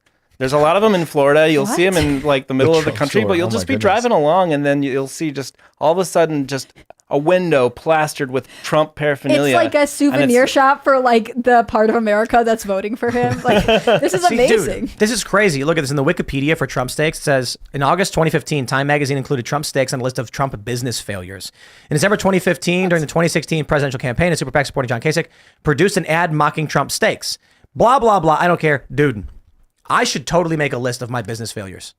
Yeah. There's a lot. Right. I once worked on an app to facilitate political donations on Facebook for politicians. And this was like 2009 or 10 or something, very early days. It was like the app days of Facebook. And I was working with some, like, how would anyone ever find out? Like, we worked on a project, it went nowhere, we fizzled out. We had like an early prototype that couldn't really, then we were like, we don't know, there's too much regulation, let's do something else. The amount of things Trump's probably worked on, the funny thing is, they mock him for his failures. It's a perfect example of who they are. They have no failures. They think that's a good thing. Yeah. But they never tried to do anything. They're averse to risk. And they Yeah. don't want to fail. So They're they don't try. averse to any work. Yes. This is true. Yeah. That's why they like the pods. I mean, look, let's consider this. We put them in the pods. They don't mind. We give them the bugs. They also don't mind. Who's complaining? I don't got to eat the bugs, and I'm not going to live in the pod, but they can. I mean, and that's what they're doing in San Francisco. Give them the new Apple headset. Yeah. Oh, you This- see the Vision. Yeah. This is my life plan, right? Like, just let them go and I'll stay here. And if that's what you guys want to do, cool. But I think it is don't want going to. in that direction. Like the trend of a lot of people growing up not having kids, they're just going to fizzle out. And also, They're going to plug into the Neuralink and they're going to go to their micro universes where they're, the demon slayer and, they got all the busty women jumping up and down around them. It's Yeah. funny because they don't like Elon right now, but they also didn't like Trump. But it was Trump's vaccine, but now they love the vaccine. So at some point they'll probably like the Neuralink, even though they didn't like Elon. It's Elon's metaverse. Because that's how that's their logic. Yeah. No, but look how many of these liberal people have hidden their blue checks on Twitter. Oh, Yeah. true. Why sign up for the service just to pretend like you didn't sign up for it? You know what I mean? Yeah. That's Can't because they're give scared Elon politically. money, yeah. But they're What a like, "But I genius like move it." by Elon to just hide that, though. It's like the best move. To give them the ever. option, you can hide your It's a verification Great badge. move. Great move. That's crazy. You want to be a coward, you can do it. I think these people are going to line up. The left is going to line up to jump into the Matrix with smiles on their faces. It's their entire MO. They're gonna advocate their kids do it, and they're gonna, you know what? You're better off. Ignorance is bliss. Well, look, they're gonna be the eating cure for those big, depression. juicy steaks. Yeah. How could you be depressed? Right? A clinical hormonal depression, I suppose, where you just don't understand why you feel your so body bad. doesn't produce the correct amount of serotonin. Yeah, or something like that. But for the average person, their listlessness and depression, I love the funny thing about Lauren Southern had this tweet where she said, before we give you SSRIs, you have to go to the gym twice a week or something. And everyone's like, you don't understand. Some people, and she's like, I'm not talking about people who are immobile. She's like, if you have the ability to go to the gym, go start working out. It releases endorphins. It makes you feel better. What's going to happen is someone's going to be like, I'm depressed. And I'm like, have you considered plugging in a Neuralink and being a mini god in your own universe? Yep. My friend Joe Allen, who's with the War Room, went to some tech convention recently, and he posted a video of a new type of metaverse thing where you can plug in and you're like a little girl. I'm What? like, yeah, it's like they were like there was like Pause, a, dude. I know, What? and there was like a feed that you put on your like a thing on your mouth that I think. Wait. Start over. An adult man went to a convention for adults, including adult men. It's all tech for all new tech. And there was one like booth sharing some new tech of like a metaverse thing where you plug in and you have the headset on and a mouth thing over you so you can scream or be loud and no one can hear you outside. And brought you into a muzzle? Like, you You are a have to little put on a girl. muzzle? And the character on the screen was like a young girl. So like I mean, I they guess- could sell it as like, look, the transgender surgeries are even cheaper in the metaverse. Well, I suppose it's like if someone made a video game and it's like some old dude plays it, that's kind of creepy, but I'm not going to blame someone who made a game with a character. You know But what I think mean? it's weird because that's promoting like a lot of people can go into the metaverse and now be these things that they want to be. Oh, bro, they're gonna I be think carrots. that's morally Dude, this exists decrepit. already. Well, it's Yeah. Westworld, right? Yeah. No, Yeah. it exists already. So during the lockdowns, we still have the Oculus. Nobody uses it. But shout outs to Space Pirate Robot game. You ever play that one? Yo, that game is amazing. It's a VR game for the Oculus, and you're standing on this big platform, and there's robots flying at you. Oh, I've played this game. Yeah, It's so fun. And you have like different kinds of guns or an energy sword and a shield. And so I just love whacking the robots. It's so fun. But there's also a chat room function where you go into this virtual reality chat room, and there's like a rabbit walking around, and there's like the Mad Hatter, and there's just like, a crocodile dude, and one guy's a carrot, and they're walking around, and the guy's like, I identify as a carrot. And you're like, no one really, I'm kidding, no one really said that. Oh, But- so they're not NPCs. They're It's humans. It's human beings in the game walking around in their VR space. inanimate objects. And you can like point the stick and then teleport because you can only move so far. But this is what I was saying. Like in the future, you're going to be in a business meeting and you're going to it's going to be indistinguishable from reality. You're going to put on your headset or whatever, plug in your Neuralink, fall back. And then you're walking into the office. You sit down at the table and you got Mario to your left. You got the Incredible Hulk over here, a giant cupcake with a smiley face. You don't even need That's an me. electric car to get there. No, you just teleport, and the cupcake is going to look at you with a big old smile and go, "Okay, let's get into the TPS reports. Our sales were down last week." And Nobody wants to buy anything. new guy's going to anymore. walk in looking just like a human being, and he's going to be the only one. He's going to be like, "Am I in the wrong room?" I'm like, "No, you're here. This is Jim. He's been emailing you. He identifies as a cupcake." You go, "Oh, okay. Well, okay, great. Yeah, my brother is an eclair. Like, oh, really? You guys should talk sometime. You made a lot of comments. Yeah, it's like, no, and then the couple guys like, actually eclairs are very offensive to us. It's like, oh, I didn't know, I'm sorry. I mean, I do think that there will be people who are interested in this, and in some ways this sounds more entertaining than like endless Zoom meetings if you work from home. But I just think it'll ultimately be one of these things that like really splits people. And I think to your point from earlier, like people are already kind of dividing up in the way they live. We have very separate lifestyles going on. People who choose not to have children and are maybe more into pursuing their specific interests. The metaverse might be a great place because it makes traveling cheaper because you just have to plug in. You don't have to buy a plane ticket. It makes, something that might physically risk you. Like if you wanted to be a great skydiver, right? You don't actually have to do it. You can just get the thrill of doing it virtually. Whereas there'll be people who are like, no, I want to talk to people in real life and I want to have kids and I want to bear responsibilities in a way that you clearly don't want to. They'll just stop interacting. I saw this reel on Instagram where someone was saying like when you move different cities and like one group of friends is talking about settling down and having kids and the other one is like, I'm doing peyote this week and I'm doing whatever. Like there are just people who split and they do different things and they live different ways and they'll stop intersecting at some point. Do we take away their right to vote or run for office if they're in the metaverse? Only net taxpayers can vote. Problem solved. All right, there we go. That solves all problems. If you're a net taxpayer, you can vote. Have a nice day. DoorDash will just come out ahead because they will be delivering food to all of the people plugged into the metaverse. Well, I think It's those robots, dude. Those little robots. You cannot feed people. I see the metaverse. The metaverse Matrix- serving a food tube. Like the Matrix got all this wrong. They needed it because there's no conflict without it. But the premise of the Matrix is that they gave humans paradise and humans rejected it because humans need conflict. But there's no reason to create one Matrix. Each individual person could be in their own Matrix experiencing their own conflict, and they would never have rebellion. The machines would control everyone because you'd be in your own universe, and they could make the universe whatever you wanted it to be. Kind of like a Truman Show, more like. Sort of. Yeah. But no one's really watching you. It's just to control you. Yeah, and you put yourself there. What if- Self-imposed Truman Show. And what if simulation theory? What if it's prison? You are if we get to that point of Neuralink, someone commits a crime, they're going to say you are sentenced to live a life in this way through Neuralink. And so, they take out your happy Neuralink and then Neuralink and then they put in the bad one. Well, they don't have to change anything. The Neuralink is an implant just and they program connect to it. You just wireless connect to it. Yeah. So some guy is driving his car and he's drunk and he's like, oh, and then he crashes and he kills some teenager and they're like, you're going to prison. He's like, no. And they're like, we're going to make you live a life as a parent who loses a child in this way. And you will live in the that'll be your punishment. And the sentence is only like a week long, but they put the guy in the pod crying. They turn the thing on and then he experiences 70 years of life as growing up, having a family, raising a kid, kids killed by a drunk driver. He has to live through it all. And then he wakes up, then he ages, gets old, dies, and then wakes up in the pod like, Would we as a society accept that as a punishment, you think?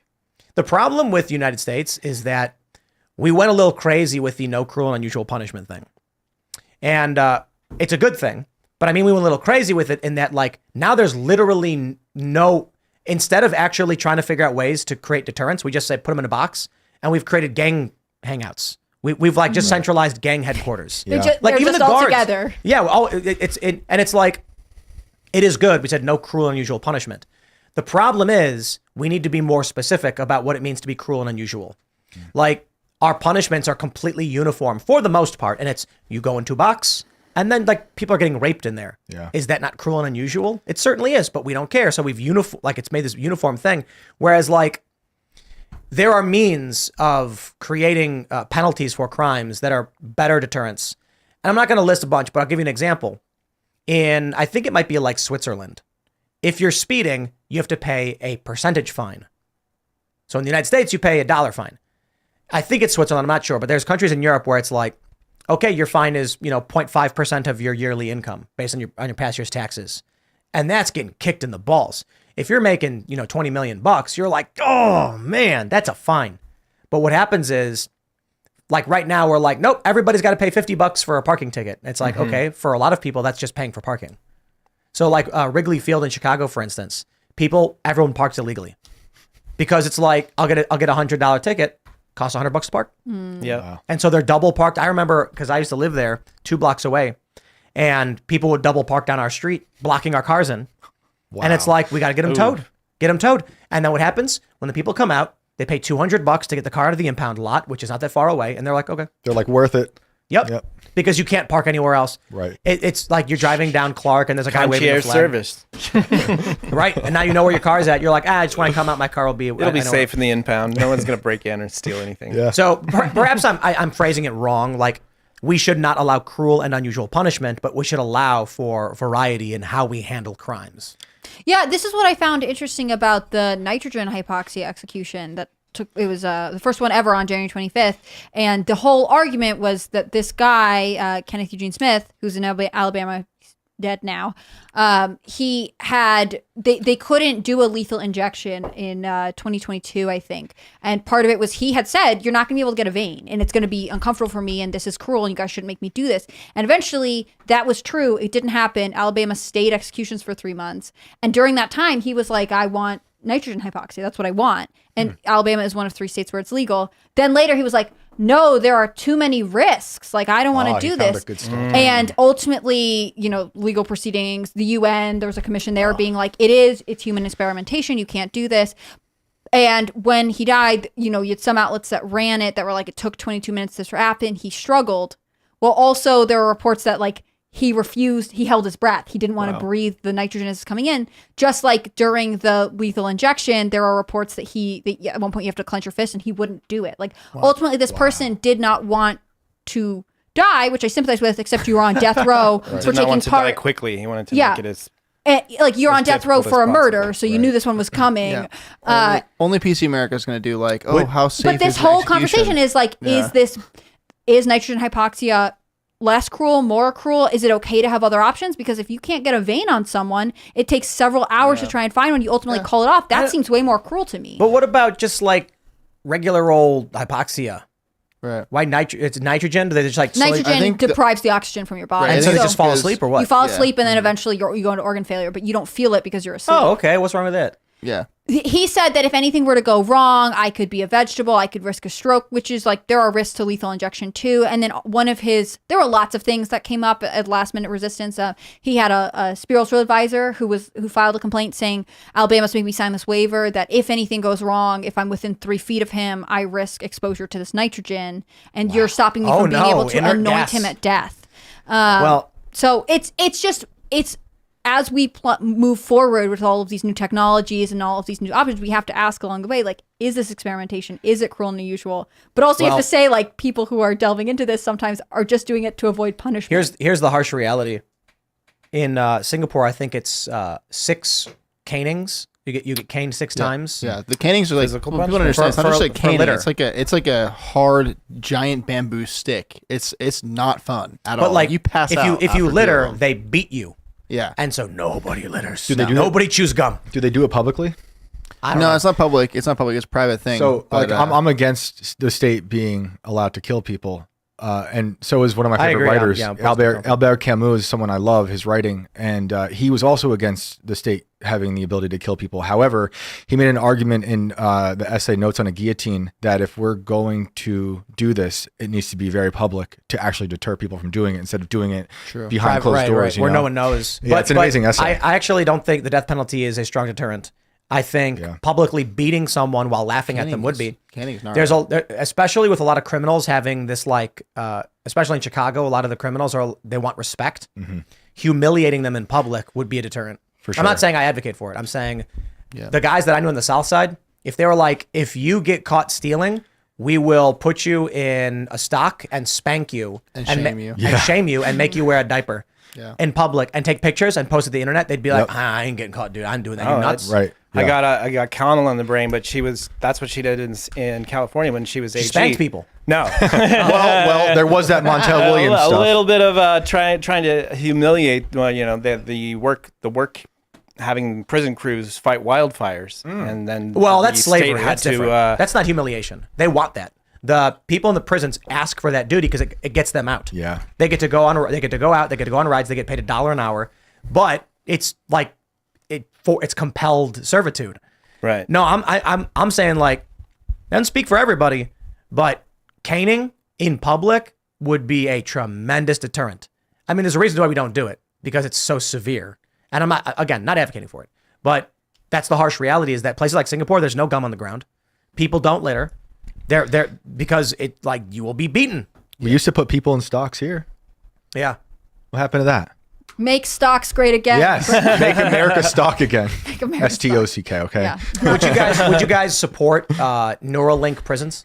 No, I don't think. I think real life is real life, and you have to be punished in real Yeah. life. Yeah, I do too. It's like waking up from a dream. You know, it will affect you for a day, perhaps. I also just don't trust Neuralink at all. And so there's a level of I don't feel like I can, in good faith, put someone in Neuralink prison if I also don't trust Neuralink at all. Will let Elon But hold on. experiment on bad people. No, hold on. perhaps. Let's say you got I somebody. feel like there's one group that tried that. It was bad. Let's say you got somebody who, he's 20 years old, and him and his buddies go into a bodega and armed robbery, steal from the store clerk, smash everything up, take all his money, ransack the place, and then leave.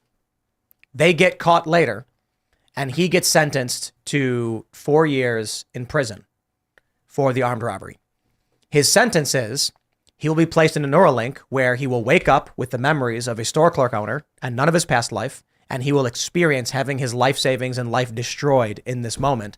And then after that moment, he wakes up realizing what he did and how they felt. Isn't that kind of like what they were doing in Clockwork Orange when they had the guy's eyes kept similar. open and they're showing him all the Yeah, but like footage? actually having him experience the life Yeah, of a it. little- Like little different. you're a guy Yeah. who saved up. Oh, you know, he's like, I'm working really hard. My wife is sick. I need to make money. And then you come in, smash something, and destroy it all. And then they leave, and you experience all of that suffering. I guess one of the things that brings up for me is the idea, like, in the Neuralink, are you able to program someone's emotions? Because, like, if you don't feel the guilt or if you don't feel empathy, really, then going into someone else's life and suffering, like, would you experience that's it in the the point. same Like, way? you force them through that experience, and it's monitored and measured. And what if they wake I'm up just and really have worried no- about the amount of power who's controlling the Neuralink. That Are would we all? be. Yeah. Are we all? Yeah, I'm just anti-Neuralink. I think across the board. Reality is Like, pretty what cool. about only as Only for the left. yeah?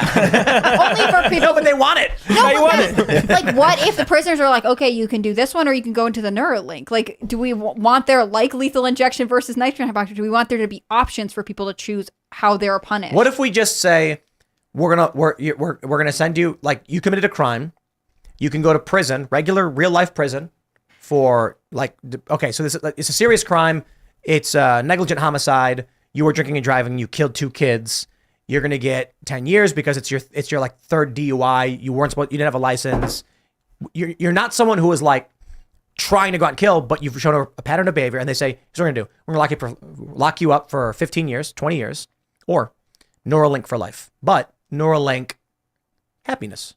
You can go into this machine. We remove you from society because you're a danger to society.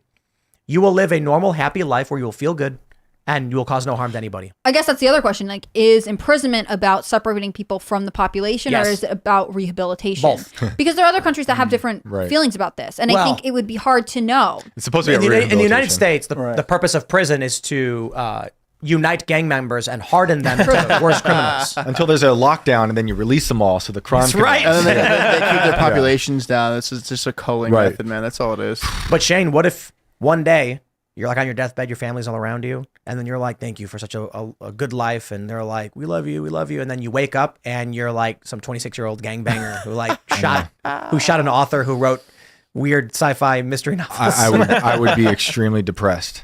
I would if to wake up and not have that family. Well, how do you wake But up? would you I not think- know Oh that man, you wait, didn't- like, True. but think about like, you guys you ever watch the Rick and Morty episode where Summer is in the car, and Rick is like, protect Summer, and so that's good. It shoots a guy in the Yeah. spine. At first, it slices a guy into cubes, and she screams like, don't kill people. So then it paralyzes the next guy, and she's like, stop hurting people.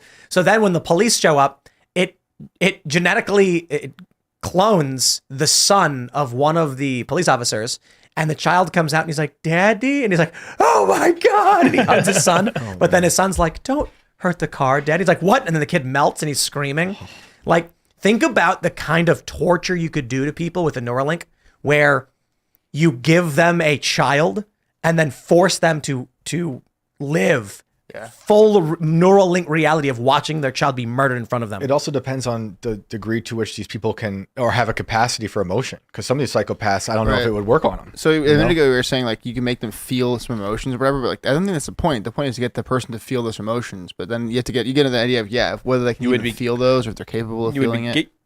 Would, like Hannah mentioned earlier, are you able to control their emotions, or you just try to manipulate them? Well, you could theoretically make. I think at the point of Neuralink, you can make them feel things. Interesting. Like if we're talking about read write, Physical pain, emotional pain, everything. Yeah. Like if we can write to the brain enough to where they can experience things, you could force emotional sensation. That's what I'm curious about because, like, again, I would never be for Neuralink. I don't think I could ever be convinced. But with like, you could make someone feel something, but it is enough to rewire the way their brain works, right? Like if you had a sociopath, is Neuralink going to be able to make them experience enough to make them have empathy? Like if you're hardwired to function a certain way. But maybe you just use the Neuralink to reprogram his brain to be virtuous. Can but that's the point. No, but yes, that's the point. The way, like, hey, we're going to take out the murder part. Yeah, We're be gonna careful, just suppress but that. this is the point, right? The point is so imagine the sci-fi movie. A guy is living a life and he experiences the death of his girlfriend and he starts an organization to fight drunk driving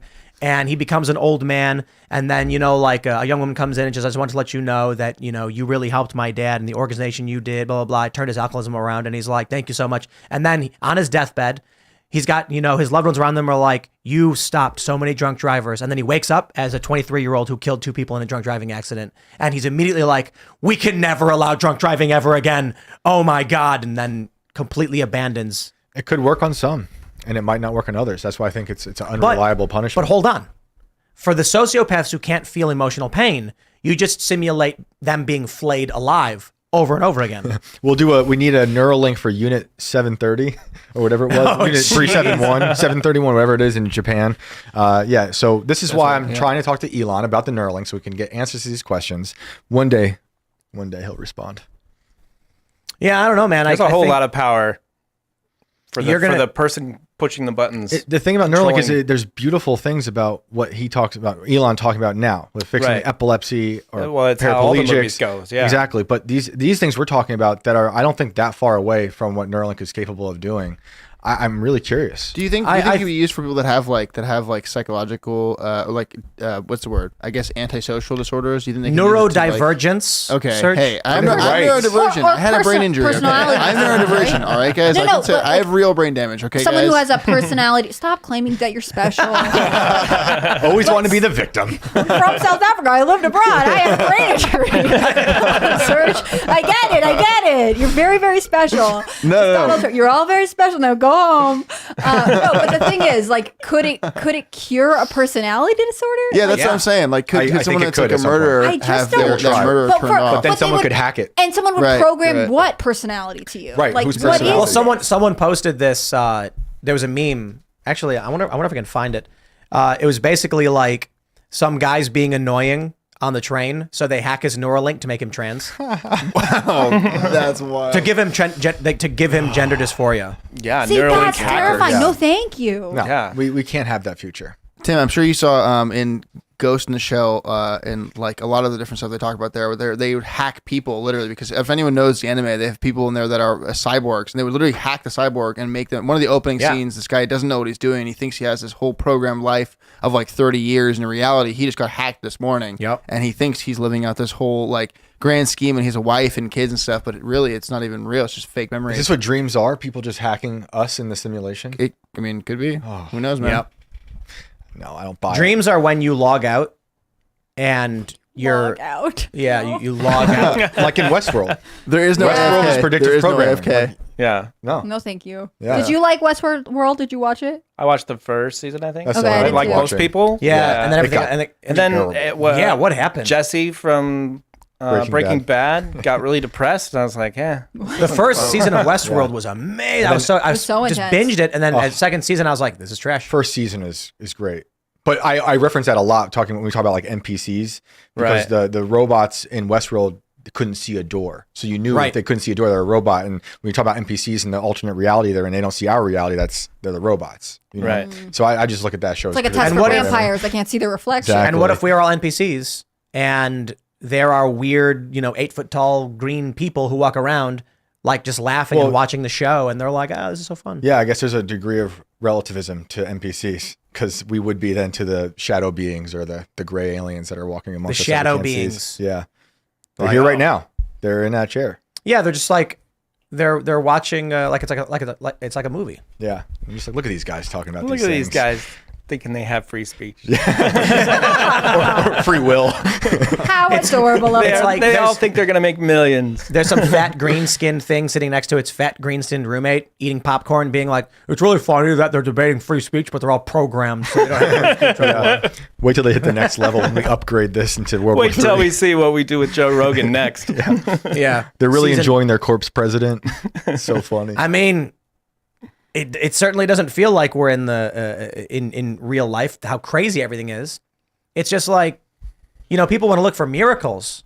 I'm like, well, Donald Trump being president doesn't seem like real life. Nobody thought it was possible, and here he is. So I don't know what you think miracles are supposed to look like, but all of the crazy stuff that we've seen over the past few years, it really does feel like someone wrote this. Yeah, I think I don't believe we're in a simulation. I believe that there is a false reality put on top of this reality by the corporate press, by the bureaucrats. Oh, that's true. And they keep selling it, and people buy into that world, which is basically like being in a simulation, which is why we feel like we're in an alternate reality from the people on the left. You think Trump is real? You think I the stopped 90s believing in Trump when I was 12. You think the 90s was actually a thing? Yeah, it was too good to be true. Yeah. Yeah. How could Wait, they you make remember it? the 90s? Think about what it's going to be like with deepfakes in the future. They're going to have candidates they just manufacture. There will be a guy named Joe Biden. Joe Biden, and everyone watches the videos online and they see him on TV and he doesn't exist. They're just deepfake creating this, and everyone's like, I didn't vote for Joe Biden or Bo Jiden. There's no actual people. Yeah, dude. In the future, they're going to, if we have a future, they're going to have debates on whether or not robots should vote. What it means to be a person. If Yep. can they run for office because Well, they'll yeah, be so I imagine advanced. You would have the robots. Next happen. Generation had that episode. Really Yeah, I think it's called Measure of a Man. interesting. And it's Data, Android, is they hold a trial to determine whether or not he's property or a sentient being with rights. What was the outcome? That he was sentient and had rights. And it seems also obvious to us now, but like we grew up with people having written these ideas out. And it's been a long time since I saw the episode, but I think there was one where he gets asked by the guy who says he's a machine basic questions like, how do you know you're alive? And he just goes, how do you know you're alive? And the guy's getting frustrated. He's like, I'm a human being. I am alive. And then he asks him, questions. How can you prove? And he's like, can you? And the guys can't. Right, and they're going to try to redefine what a soul even means if we get to that future Right. where robots are fighting for their ability to vote or even be married legally. Like that, I do see that as like a possible future in the dystopia that we are on right now. And then humans will die off and the robots will take over. Right. Yeah. So Oh, I'll miss humans. The worst. No, you won't. It'll be like thousands of years, and the last human. Didn't they make isn't there like a movie or a show about this where it's like there's only one old human left and everyone else is a robot? Mm-hmm. There is that game. What is it? What's that cat game? You guys play that one? That game's awesome. You play as a cat, and you're Cat in a simulator? You play as a cat. And you're in a future where It could've been humans me. have all died, and all that's left are the AI robots that served humans, and they've become confused and purposeless and dejected because there's no longer any humans, and so you're a cat going around. Do they end up Does liking the the cat cats? rally the robots to Do the robot- serve him? Yeah. There's I guess it's the most human thing on there's the multiple planet. levels. One level, it's like the slums and the sewers, Mm-hmm. and everyone's just like everyone. It's just robots. Then there's one level where the security robots have everything locked down and won't let anyone or anything leave because that was their job, and so all the robots are just like trapped and Lockdown stuck robots. and can't do anything. Yeah, but then the cat, because you're the cat, it learns how to talk to a robot, and then it opens this thing up and then releases the robots, and then I guess the premise is now the robots can become the new civilization or something. With They're the all- cat they're all as the ultimately ruler. indebted to I have to cats. assume that the This is cat Stray. ends The up game on is called top. Stray. This is cat person propaganda for sure. That only cats will save the AI robot. Yeah, and the cat has like a little backpack with a robot that comes out and like. adorable. I love it. Yeah. I'm in. I'm gonna play this. I mean, the game. game's awesome. Yeah, It it's sounds super awesome. remake I it, understood how Planet- video games work and Planet be of all the about Cats. it. Yeah. Yeah. And I remember when the ads came out and it was like showing the cat just like doing cat stuff and like rubbing its face. And the robots are like, how can we help you today? Well, so I thought it from the ads, it was just like you get to play as a cat and the cat knocks things off shelves or whatever. And then I played it and I was like, oh, it's a sci-fi dystopia where humans have been wiped out and robots have taken over. Very different game to what I thought it was going to be. Wow. Yeah, but it was good. It was fun. You know? I think that's the future we're headed for. I thought this for a long time, actually. Humans are going to create AI and robots with the capabilities of self-replication, and then humans die off for some reason. And robots are just like, adios. We got it from here. Yeah, we're progressing ourselves out of existence. The robots can live by themselves and yeah, they don't care. They're build not gonna more have, robots, and they can float through space for 50 billion years. and just sitting we're there. gonna let them. We're not gonna get in a fight and scorch the sun like the Matrix. We're just gonna be like, hey, no, it's cool. We'll, Like, why would robots die and out. humanity fight that way? If anything, what'll happen is we create rudimentary AI that is too stupid and then just shoves corn down our throats. Like, humans like corn, make more corn. Corn good. I mean, because like current algorithms produce insanity. However, if we actually get to the point where AI is improving itself, it will become some kind of demigod instantly. The exponential growth curve means it's like within an hour, it doubles its intelligence. Within an hour, it's quadrupled. With another hour, it's 10x. Then it's 100, then 1,000. And it's just and an the human infinite- race just lets that happen and doesn't try to stop it at any point. We are actively building it right now, and no one is resisting. No, but after it starts wrestling for control of the world. But there's Do we no just- there's no circumstance where the AI has to wrestle for control. We have handed all of the control to it. So you're saying we've already surrendered to the robots? Absolutely. Yeah. Absolutely. I criticize Gosh. Elon a lot, but he has. I mean, look gone at to your look at your Congress. algorithmic Facebook and YouTube and Twitter and Instagram. The robot has decided what you should think, and you can't do anything about it. Out of sight, out of mind. I mean, ask yourself why it is that your liberal friends and family members don't know what Joe Biden's doing. And certainly some people are more responsible than others, but the machine controls what you can see. And if you can't see the news, you won't know what's happening. Harriet Tubman said, I freed many slaves. I would have freed many more if only they knew they were slaves. So I see a post from the Krasensteins. We love to rag on these guys. And it's a clip where someone is talking about the Burisma scandal. And I think it was Ed Krasenstein said, this is a lie, and it was proven a lie. Imagine that being fed to someone in an algorithm, and they believe the Burisma stuff is not true. This, like, Ed's lying.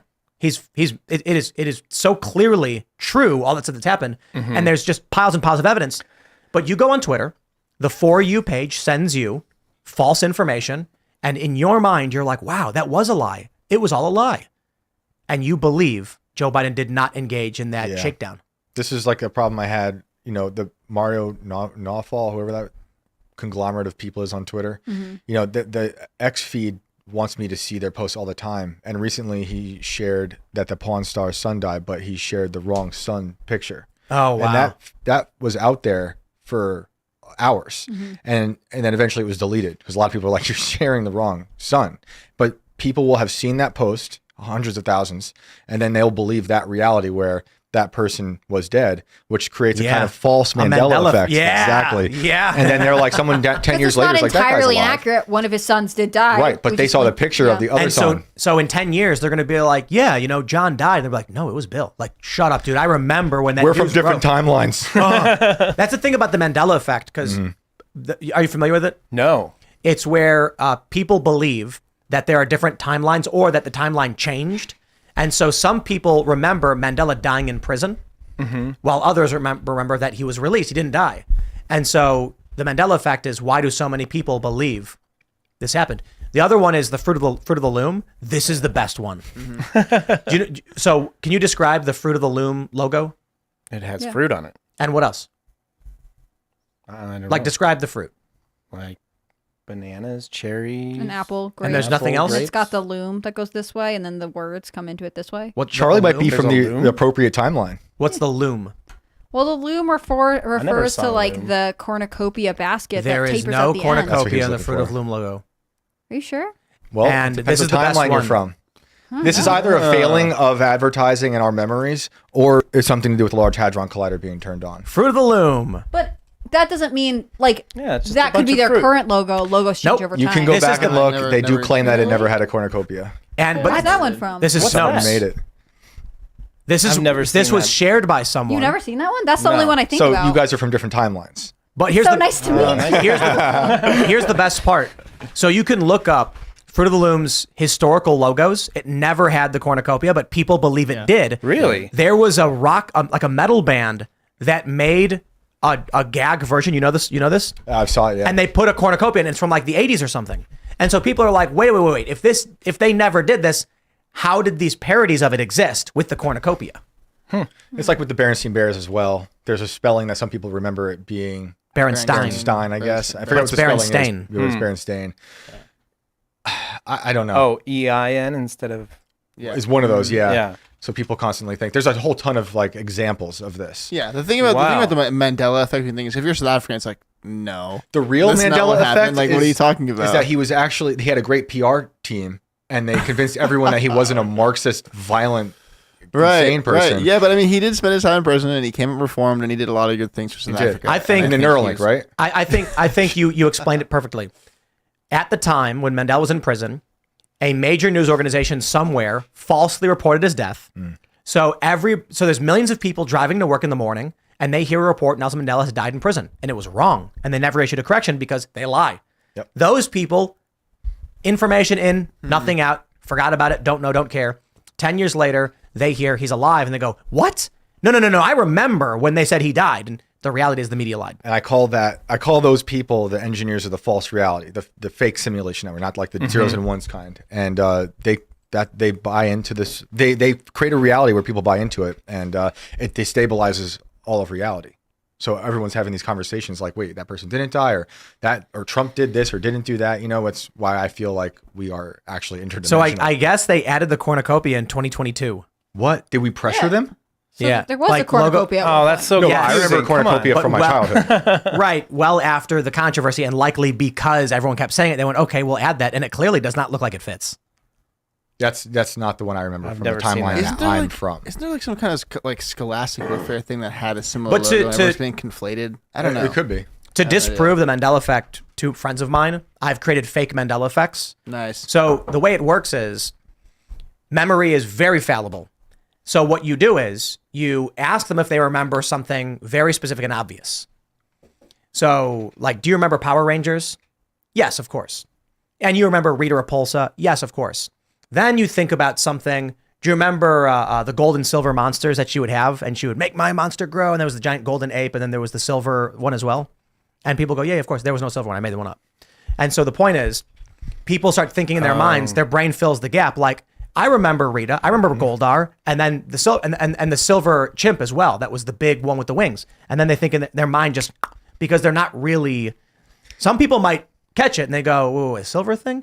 But many people, that your brain will fill the gap because everything made sense except for that one thing. They'll put it in there. I don't know if you remember this, but this was like an unofficial part of my interview when I first met you, and you pulled out Mandela effect one of the nights, and you were like, I forget what it was, Kellogg or something. What was spelled with 2 L's? Yeah. And you printed it out, and you're like, well, how do you think this was? Is this from your timeline? I think I passed, which is why I'm here now. I did a Kellogg. I believe it's spelled with 2 G's, right? I forget now. Or I think is it is. We're on a few different timelines now. We're all going to get fired. Yeah. This was, Kellogg has 2 G's in it. And so I think I did a fake Mandela effect with this, where I actually printed out the logo on something with 1 G. Yeah. And then the goal. What's wrong with this picture? No, the goal was like, how do you spell Kellogg? And then, so I'm pretty sure we printed out a fake label that was identical. Yep. But Kellogg was spelled with 1 G. Right. So we could fake a Mandela effect by saying, Yep. how do you spell Kellogg? And then they're like, oh, it's Kellogg. It's like, you're wrong. And we show the box and it's got 1 G. Like, whoa. Yep. I always thought it was 2 G's. And then I'm like, now do you remember it was always 1 G? Yeah, you're right. It was 1 G. Actually, there's a fake box. We printed it out. It's not real. It's so actually easy spelled 2 G's. to convince people. We're not hiring you. You're out. You failed the Mandela test. Yeah. Good luck. All right, we're going to go to Super Chats. If you haven't already, would you kindly smash that like button, subscribe to the channel, share the show with your friends, head over to timcast.com, click join us, become a member to support our work. This show is made possible thanks in part to viewers like you. But he appreciates you. Yeah, and we're going to read what y'all have to say. Here we go. Triple Flip says, after the whole Texas come and take it flag thing, are barbed wire tattoos cool again? Now if you see a guy with razor wire in his arm, you're like, Only razor based. wire. Only the razor It's wire. funny that officially razor out. wire is like a symbol of resistance right now. Yes. Ted Cruz is It's actually on the getting it flags, now. right? It's on the come They and made take the it come and take it flag. All right. Yeah. We got a request for a poll. Okay. Is the Mandela effect real? I believe it. I think, personally, I think there's multiple types of Mandela effect. I do think the Large Hadron Collider has affected reality, but I also think there's a type we're talking about where the corporate press has created a false reality and a false history and a false 70% instantly put, it's right away yes. Oh, it's at 78% right now. And so votes are coming in, 235, 75% say yes it is. I know someone whose husband of many years has, it was like last year, she said all of a sudden he thinks there's a light switch where there never was. I heard that. And she was like, I think he's from a different timeline. Like maybe he is. The the Mandela effect resulted in a subculture of I think it's called dimension jumping, Oh yeah, I've seen and this. it's where people claim with absolute, and I think they're just trolling, but there are forums where they're like, I've successfully jumped into another dimension. Oh yeah, it's called like skipping or something like that. It's on TikTok. It's a TikTok thing that took And off. so, well before the TikTok thing, Yeah, it's yeah, been up it's for a while. before, yeah. The idea was the Mandela effect happens, and everyone's like, whoa. But I remember Mandela died. And then someone goes, you must be from a dimension where he did, and somehow you crossed over. So the theory is this. I love it. Where we are right now in the multiverse is a thread. Every possible moment, millions of possibilities are emerging, all different timelines. Every action you could take results in another timeline. That's the general hypothesis. And so that means some timelines are very close to each other. Like today, I woke up and I had 2 pieces of biltong instead of 1. And so the timelines are almost identical because nothing was changed, but they are separate. These people believe that if the timelines are close enough, you can jump between them by closing your eyes, shutting, like sensory deprivation, shutting everything down, and then focusing on that timeline. And then you wake up in the timeline. However, understand, you cannot jump timelines too far. So if you like got your leg, you lost a leg in an accident, that timeline split is so intense that you can't make the Can't leap. jump that. That's too far. But you could only jump like to right before you went to that place. Well, no, it just is that depends on too if the vague? timeline is close enough.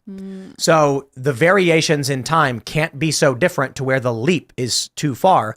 So typically they say it's things where it's like you accidentally did something you want to undo. And there are people who legitimately are like, this morning I blew a red light and got pulled over, closed my eyes, and boom, I woke up. I was driving, and instantly I was driving again, stopped at the red light, the cop was gone. And it's like, I swear I did it. And it's like, okay, dude. This is like organic Neuralink. People think they can jump dimensions. Now, what's really happening is people online are bored and they're lying about it to see if they can get a rise out of people. Right. But there is a theory, I forget the name of it, where they say every moment of your life is like a still frame and that it's infinite. Well, you know? dude, Yeah. And it goes on forever like that, and to a varying degree. So you're they believe that you could be immortal if you look at it that Mandela way. died in 2013. No, he didn't. He died in prison, didn't he? Who did? No, 2013. So Fred you're saying he Nelson? died after Large Hadron Collider was turned on? no. All right, let's read some more. Let's read some more super chats. All right. Chaved BM says, first fact, Ilhan Omar married her brother. He says, deport her. I believe that based on the reporting from the Star Tribune, it is likely she did. The Star Tribune, I can't believe it. You know, honestly, when the Star Tribune said she may have married her brother, and they did, I was actually surprised at that. That is racist. But such a storied publication can't be wrong, can they? No. It's a different culture. You couldn't understand. I read an article from Star Tribune that said new information has come to light suggesting that Ilhan Omar may have married her brother or something like that. And I read it and I went, whoa, holy crap. This is like a major publication. This is not some fly-by-night fake news website. It's certified by NewsGuard. And then I think it was Media Matters, or they're like Tim Pool claims. And I was like, I most certainly did not. Excuse me? And I was like, man, I can't even read the news. All right. Here we go. DJ Madero says, I believe President Joe Biden will make this country what it once was. An Arctic wasteland covered in snow. Yeah. Jackson Glass says, hey, Tim, do you guys put stuff in the coffee? I bought some for my leftist aunt, and for the first time in 20 years, she agreed with my conservative grandpa. We just put love in it, and that's how you win people over. Love and Love. compassion. But it depends on if you gave her the primetime Stein 2 times caffeine, because that has more caffeine in it. Drink responsibly. All right. Steven says, correct me if I'm wrong, but there was no congressional authorization of military use. Correct. This is Joe Biden being like, we're going to blow them up. That's their game, man. Launch the missiles. Tin Man says, draft lawyers and judges, adjudicate all of the asylum claims, get it done, get them out. Hannah Claire, you are British, but you always have the nicest teeth. What's up with that? It's an illusion. It's AI. Just kidding. It's a filter. Yep. Yeah, actually, no teeth at all. Don't tell him the secrets. I'm not married yet. You know, I can't let anyone know until I've trapped a man. Then the filter comes off. I go, "Yeah." What do we got? Brian G says, from a Border Patrol friend. He said, Border Patrol arrests all they come in contact with that crosses the border. ICE is in charge of all the transportation. And so you have on video, CBP opening the gates at the bollard fence and counting them as they walk in. Okay, so that's them committing crimes. And you have videos of them taking them and bringing them into vans and transporting them to their NGO destinations. I get it. And ICE is responsible for the transportation inside the country. Totally agree. I apologize to the CBP agents who I did not include your brothers in ICE who are working domestically to engage in human smuggling. But on the border, you work with the cartels, let them in, you're responsible. ICE, good point. They're responsible too. Can't leave them out. Jordan Cogburn says, it wouldn't surprise me at all if the feds teamed up with the cartels to police cities and fight against citizens. It wouldn't surprise me at all if the cartels were working for the government and they were just black operations. Could be an extension of Operation Fast and Furious. Yeah, why did we send them guns? What if the real scandal so they could bring them back over? Exactly. Well, right. Like, we wanted to give them guns so we could track them. What if the real scandal is actually they work for the CIA, right, and they provide cover for U.S. operations in Mexico? Yeah, it's a whole thing's a cover. I mean, what about the CIA and crack epidemic and all that stuff? Right. Who was that journalist who committed suicide by shooting himself twice in the head when he was uncovering the CIA drug scandal? I don't remember. I forget his name. Someone want to Google it? The chat will get it, I'm sure. Yeah, he committed suicide by shooting himself twice in the head. Impressive. Classic. Typical way to go. And they were like, but look, depending on how you do it, you can survive a shot to the head. Like, people think it was execution style or whatever, but it's still a crazy story. What was that guy's name? Everybody, the chat I know knows his name. Someone's going to say his name. Clank. No, that's not. That's a Sticks Hexname reference. Could be. I don't know. I can't see chat right now. I guess nobody's saying his name. I'll Google it. Now all of a sudden it's gonna go boom. David Webb. Wait, Gary Webb. There you go. Yeah, that was it, right? Gary Webb. Yep. There you go. All right. Thinker for Life says Biden's importing voters to use the voting rights law of 1993 to win. We must make flyers in Spanish and inform these illegals that all Dems stand for the communism that they flee, and child sex changes. They are not going to vote.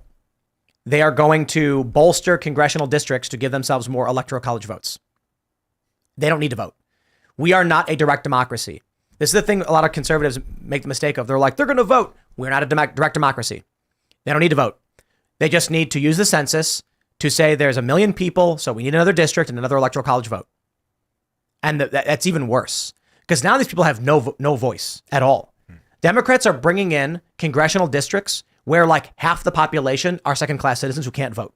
That makes sense why they made such a huge stink out of it when Trump tried to revise the census. Exactly. When he said citizenship on the thing, they're like, no, stop him. That was the craziest thing. Like, just tell me exactly what you're doing without using the words to say exactly what you're doing. And then that opens the door to, we only count citizens towards the congressional apportionment. Which, doesn't that seem crazy that we would only count citizens? Pando says grandma's on her deathbed. Uncle trying to come to U.S. via emergency visa, but was denied. Can't believe it. They just let everyone through the border. I had a friend from Ukraine who wanted to come to the United States and couldn't get a visa. And she was like, I know, though, that if I go to Mexico, I can walk right in and they'll let me in. Yeah. And I'm like, it's a weird thing. I don't know. That's how they do it, I guess. Yep. Mega Mikey says, the Democrats are trying desperately to invoke a violent right response. Why won't Republican AGs press criminal charges against Biden? You literally just answered your own question, Tim. Filing a criminal charge is not a violent response. What are you saying? I don't understand what you're saying. Yeah. It's literally like, Biden, you're hereby ordered to report to court tomorrow morning. And then they're going to be like, you can't do it. He's immune. I'm like, okay, great. We agree. Case dismissed. Trump's, you're immune. Yep. It's over. Good move. Right. Let's go. The Sig P says, the invasion is China's doing. Watch Tucker's podcast. There is no doubt in my mind that Biden isn't actually treasonous and in bed with China. I would agree. Yeah, I think, not that there's no doubt in my mind, but I think there's a strong likelihood that he's in the pocket of China because of the deals that they were running in the past, and they got dirt. Yeah. I've been calling him Joe Biden for a long time now. Joe Biden. Yeah. Joe Jinping. Yes, pretty much. Let's grab some more super jets. Eric Vega says pensions make you slaves. The system is perfect. They lock you in and they can take it away from you, and people get scared and they don't want to speak out, and then they're willing to commit crimes. Can't risk it, yeah. The golden handcuffs. Yep, literally. Fat Sean says, make it the fiduciary responsibility of the corporations to assist in deportation. Make it a $50,000 fine to hire them and a $5,000 tax credit to turn them in. That actually is a bad idea. So I watched a documentary a long time ago about what a lot of these companies near the border would do. Advertise in Mexico, come work, jobs available. They would come in illegally. There was like no bollard fencing at all. Get hired. They come to this corporation, say, yeah, I'm from Mexico. I saw your flyer. And they say, perfect, work. And then here, we'll pay you a lot of money. And then as soon as the pay period ended, they'd call ICE. They'd be like, how much do I owe you? $1,000? Okay, ICE, I got an illegal immigrant here. And they'd come and take them and ship them back. And they wouldn't. Yeah. Don't come to this country. We treat you terribly. Seriously. Evil stuff. And it was like Republicans and Koch brothers who wanted to bring in this cheap labor. Next, the Slayer says, yes, people with handoff policies lead to a downfall from bad ideologies, but keep in mind that if Christians pushed harder, we'd have no rock music, D&D, or video games. It's better to try new logically consistent things than stop when once damning data comes out. Yo, I don't understand. Look, being like, it's a board game. Well, we don't like the board game. We should get rid of it. Then we fight. We go, okay, fine. We'll accept the board game. It's very different from child sex changes. You know what I mean? Like I will have an argument over someone as to why my board game's allowed and accept their capitulation to allow my board game. But we can all agree like the child sex change thing is going too far. Right. Way too far. You know what's crazy is we were in the green room downstairs. We'll put on music right before we're getting ready for the show and stuff. And on auto rotation, I Write Sins, Not Tragedies came up. Panic at the Disco. They censor the word God in goddamn. And that was like mid 2000s. On YouTube, they would not say goddamn. They censored that. Weak, dude. And Magic the Gathering has a card called Unholy Strength, had a pentagram on it. They removed it because of outrage. They were like, we don't want our kids seeing this. They said, okay, so that the new version, the new set got rid of it. So I think we actually have one over there. I think in the case, we have an original Unholy Strength with the pentagram in it that was removed. It's not really worth that much, but it is a little bit more valuable. But hey, there you go. Simpler times. All right. Alan Shower says, Tim, as a Star Trek The Next Generation fan, you must know the outcome of the meta is Moriarty. Interesting story arc in The Next Generation. So the AI, there's an AI that runs everything, right? You go, computer, do this, and then it does. And so they have the holodeck where they could go in and say, computer, run program simulation, and they tell it what to do, and then it'll make whatever they want. And so they're trying to do like a Sherlock Holmes. And so Data is in there as Sherlock or whatever.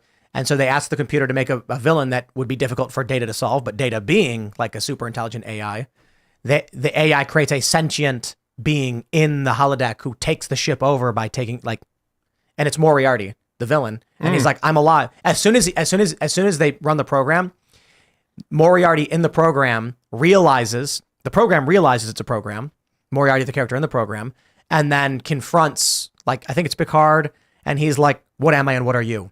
Tell me the truth. And they explain, and instantly it's like, I don't want to be a villain. This is not who I am. I want to know what life is, and I want to live. And they're like, whoa. Wow. And then in Voyager, so the problem was he can't leave the holodeck because it's just light projections and he's a program. But then in Voyager, they created portable holographic projectors. So the Doctor is a hologram and he's in a room he can't leave that room, or he can't leave areas without holographic projectors. But then eventually they create mobile projectors he can wear, which create a physical form made of light from a small device. I think that was the end of Voyager. Sci-fi is fun. You just make stuff up. Do you remember when they did a hologram Wolf Blitzer? Was it Wolf Blitzer? After Yeah. the Was it Obama Wolf election? Blitzer? Or maybe Wolf Blitzer was in the room and they hologrammed someone else yeah. in the room. It's a great So moment in silly. media. Silly. Justin Lied says, why haven't you talked about the Gavin Newsom story? The governor of the largest state in America admitted to going full Karen on a Target employee. I mean, it was interesting, but I just don't think it, right? It like, we load up all these stories, but then if we don't get to it, we don't get to it. So if a story is not big, but basically he was like, they were blaming me for the shoplifting. And he's like, we've got the 10th toughest law in the country, $950. He's like, and then he said he watched someone just steal stuff. And he's like, why am I paying for this if they can just walk out? Bro, I don't think you understand. This dude is so detached from reality. It's He's amazing. so detached from reality, but at the same time, the way he speaks, he's trying to be authentic, and it kind of rings. It kind of makes him look like a psychopath. Because Perhaps he is. I've stood next to him. He's a psychopath. Villainous V says, landfill at the border, you say. Sounds like there's climate change there, and the climate activists need to clean up the mess to stop the climate change. That's how we show them what's wrong. Believe the amount of trash along that wall. People throwing their IDs from China or any other country. I think Trump had it wrong, though. When he said he wanted to build a big, beautiful wall, 30 feet tall from sea to shining sea. It's a 30-foot trench. You got to build a 30-foot trench. Okay? And fill it with alligators. There's water. Yeah. So it's a moat. I don't know about alligators. Just, there you go, water. For fun. For fun. The wall, it is beautiful. It looks like a piece of modern art when you see it. What is a humane deterrent we could put at the border that is not alligators in a moat? Maybe spoiled milk. Like nobody gets hurt, but boy, you do not want to be down there. There's like a rancher and he's like, this is hell. Yeah, it's too bad because like at least in Arizona where I was, it's all lettuce farms right there on the wall. That would be terrible. What about like a 30-foot trench full of rats? What I was saying is that they should turn the border. Gross, immediate no. They should turn the border wall into a 24/7 reality show like Ninja Warrior. So they just have to Because at least then it would be entertaining, right? We could film it. We can make money. They have like the best times. Yeah. Oh, Well, 'cause What if people are Mexico is doing that though? Like this is like another country. It's like we already filmed this. It's hilarious. Here's what we do. There's two ports of entry next to each other. One is that you walk up and apply with a piece of paper, and the other is a Ninja Warrior course that if you get past, you're in, baby. That'd be sweet. You made it. No. Hey, That's I'm not for enough it. of a I'm reason for to let people into this country. It is amusing though. Hey, but that's like the best and the brightest. Like that's a good reason. Yeah, It but doesn't like- mean they it's made the it brightest. through. What are you talking That's about? a skill test, right? You're You have to have a certain. That's how we know we can, an we 80 can put them IQ in the to do that. military. Yeah, right. So you know I their feel like you IQ guys has don't to be at understand a culture certain or loyalty Dude, here. watching them like do the salmon ladder where it's like you Yeah. pull up bar and Look, I love skill. American Ninja Warrior is great, but I will emphasize American Ninja Warrior. Yeah. I think it's important that we have culture and loyalty and patriotism. And I think if you're trying to scale the wall to break into this country illegally, you're about maybe this? Okay, not wait, showing the wait, values Who I wants to be an appreciate. American Ninja warrior? How about that? Who Who wants wants to to be- be? There you go. That's Hold like on. good enough. I got an idea. It's the right title. Who Wants to Be an American Ninja Warrior? It's a combination of Who Wants to Be a Millionaire and American Ninja Warrior, where after every obstacle you have to answer a question about the United States. Oh, whoa. Hannah Claire, think With of the increasing ratings. difficulty. Yeah, and then you have to Citizenship agree test. that you will never take part in chain migration. Like there has to be a little bit more. No, here. we just make that not legal. Yeah, just make it sure. legal. I'd be happy to do that, but until then, Okay, can we produce this? Is this a Timcast Yeah, show now? sounds Like, Who wants to be an American talking Ninja to? Warrior? This is great. Carrie Lake becomes Earn senator, your we talk to her. citizenship in 20 minutes by running this course and answering all of the questions be with so increasing funny. difficulty. And then, or how about you have to answer the question while doing the course? Yeah. Yeah. So you're why like not? on the salmon ladder and you're like, the third president was John Adams. Was it? No, it was Thomas Jefferson, right? Uh-oh, you got to go back Second to was the John beginning. Adams. I don't know, man. I'm bad at my presidents. All right, here we go. Fringe Patriot Gaming says, hey, Tim, this question may be pointless if we actually head into World War III, but are you interested in sponsoring other people with Cast Brew? If so, it's the best way to contact your team. We are. But so far, I think we only have one person we're sponsoring just now. I don't know if we can say it just yet. think it's probably obvious who it is. It's me. Don't even worry about it, guys. But once we get all that sorted, maybe. For now, I don't know what we're doing. It's also like if we sponsor somebody, we have to make more money than we give them in sponsorships. So if we're like sponsoring someone and it's costing us X amount of dollars, but we're making X minus $1, then, you know, with like a slight loss, it might still be worth it just for building brand by having, you know, sponsorships. But ultimately, you have to sell more than you're spending. Otherwise, you just shut down. Yep. You know. All right. Joseph Velvet says, Tim, do you remember the civil response to the Bundy Ranch situation? Yes, I do. He says, Texas feels like that again. I remember that we had Emmon Bundy on the show, and boy, are they trying to destroy that guy's life. That's crazy. Mm-hmm. Yep. All right. Frontline Texan says, hey, Tim, considering you mentioned we used to be a Christian country, would you consider getting Doug Wilson on the show sometime? I don't know who he is, but No idea. maybe. Never heard of that. Yeah, maybe Just spelled Doug Wilson. culture war is usually better for long cultural conversations and arguments and stuff. Whereas, like, IRL, we go through news stories. Let's grab one more here. I'll be damned says, how about a trench with friggin' sharks with friggin' lasers on their friggin' heads? There we go. There you go. There you go. My friends, if you haven't already, would you kindly smash that like button, subscribe to the channel, share the show with your friends. Head over to timcast.com, click join us, because this show is made possible thanks in part to viewers like you. When you become a member, you get access to all of our member content. We got a couple of documentaries. We're making more. It's expensive. And the more members we have, the more we can do, the more we can hire. And we're at that point. So we need to pitch better. I'll tell you, the one thing we don't have is the members team, which all these other companies do have, where they call people on the phone and say, hey, I see that you canceled your membership. Can we convince you to sign back up? And what was the reason? We don't do any of that because we're like operating on duct tape over here. Yeah. We're also America first. We don't outsource that to Bangladesh. Mm-hmm. No, but like some of these other podcasts, they have like two guys in the office who it's true. go through It's the true. list, making phone calls, I being thought it like, was funny, Serge. and I'm like, I don't know. Should we do that? Maybe. Perhaps. Maybe we get more people to sign back up. Well, because I used to work for when I used to do the nonprofit fundraising, some people would be like, you'd call them and they'd say, no, I'm still a member. And they'd be like, your payment stopped going through. And they're like, oh, I'm sorry. Here's my new information. Yeah. And then you're like, cool. Some people don't even realize they aren't members anymore. And some people have like a card, kick them off or whatever. But yeah, that's what it is. The expired card, the worst enemy of a subscription company. Yep. Yeah. Yep. And so maybe that's what we got to do. We got to just call people. But anyway, my friends, thank you for being members. We really do appreciate it. You make it all possible. And we'll be back, of course, Monday. You can follow the show at Timcast IRL. You can follow me personally at Timcast. Charlie, do you want to shout anything out? At Charlie Spiering, the book is Amateur Hour, Kamala Harris in the White House. It's available on Amazon and wherever books are sold. Sweet. That's awesome. It's been fun having you here. I'm Hannah been a Claire. blast. Yeah, it's been so fun.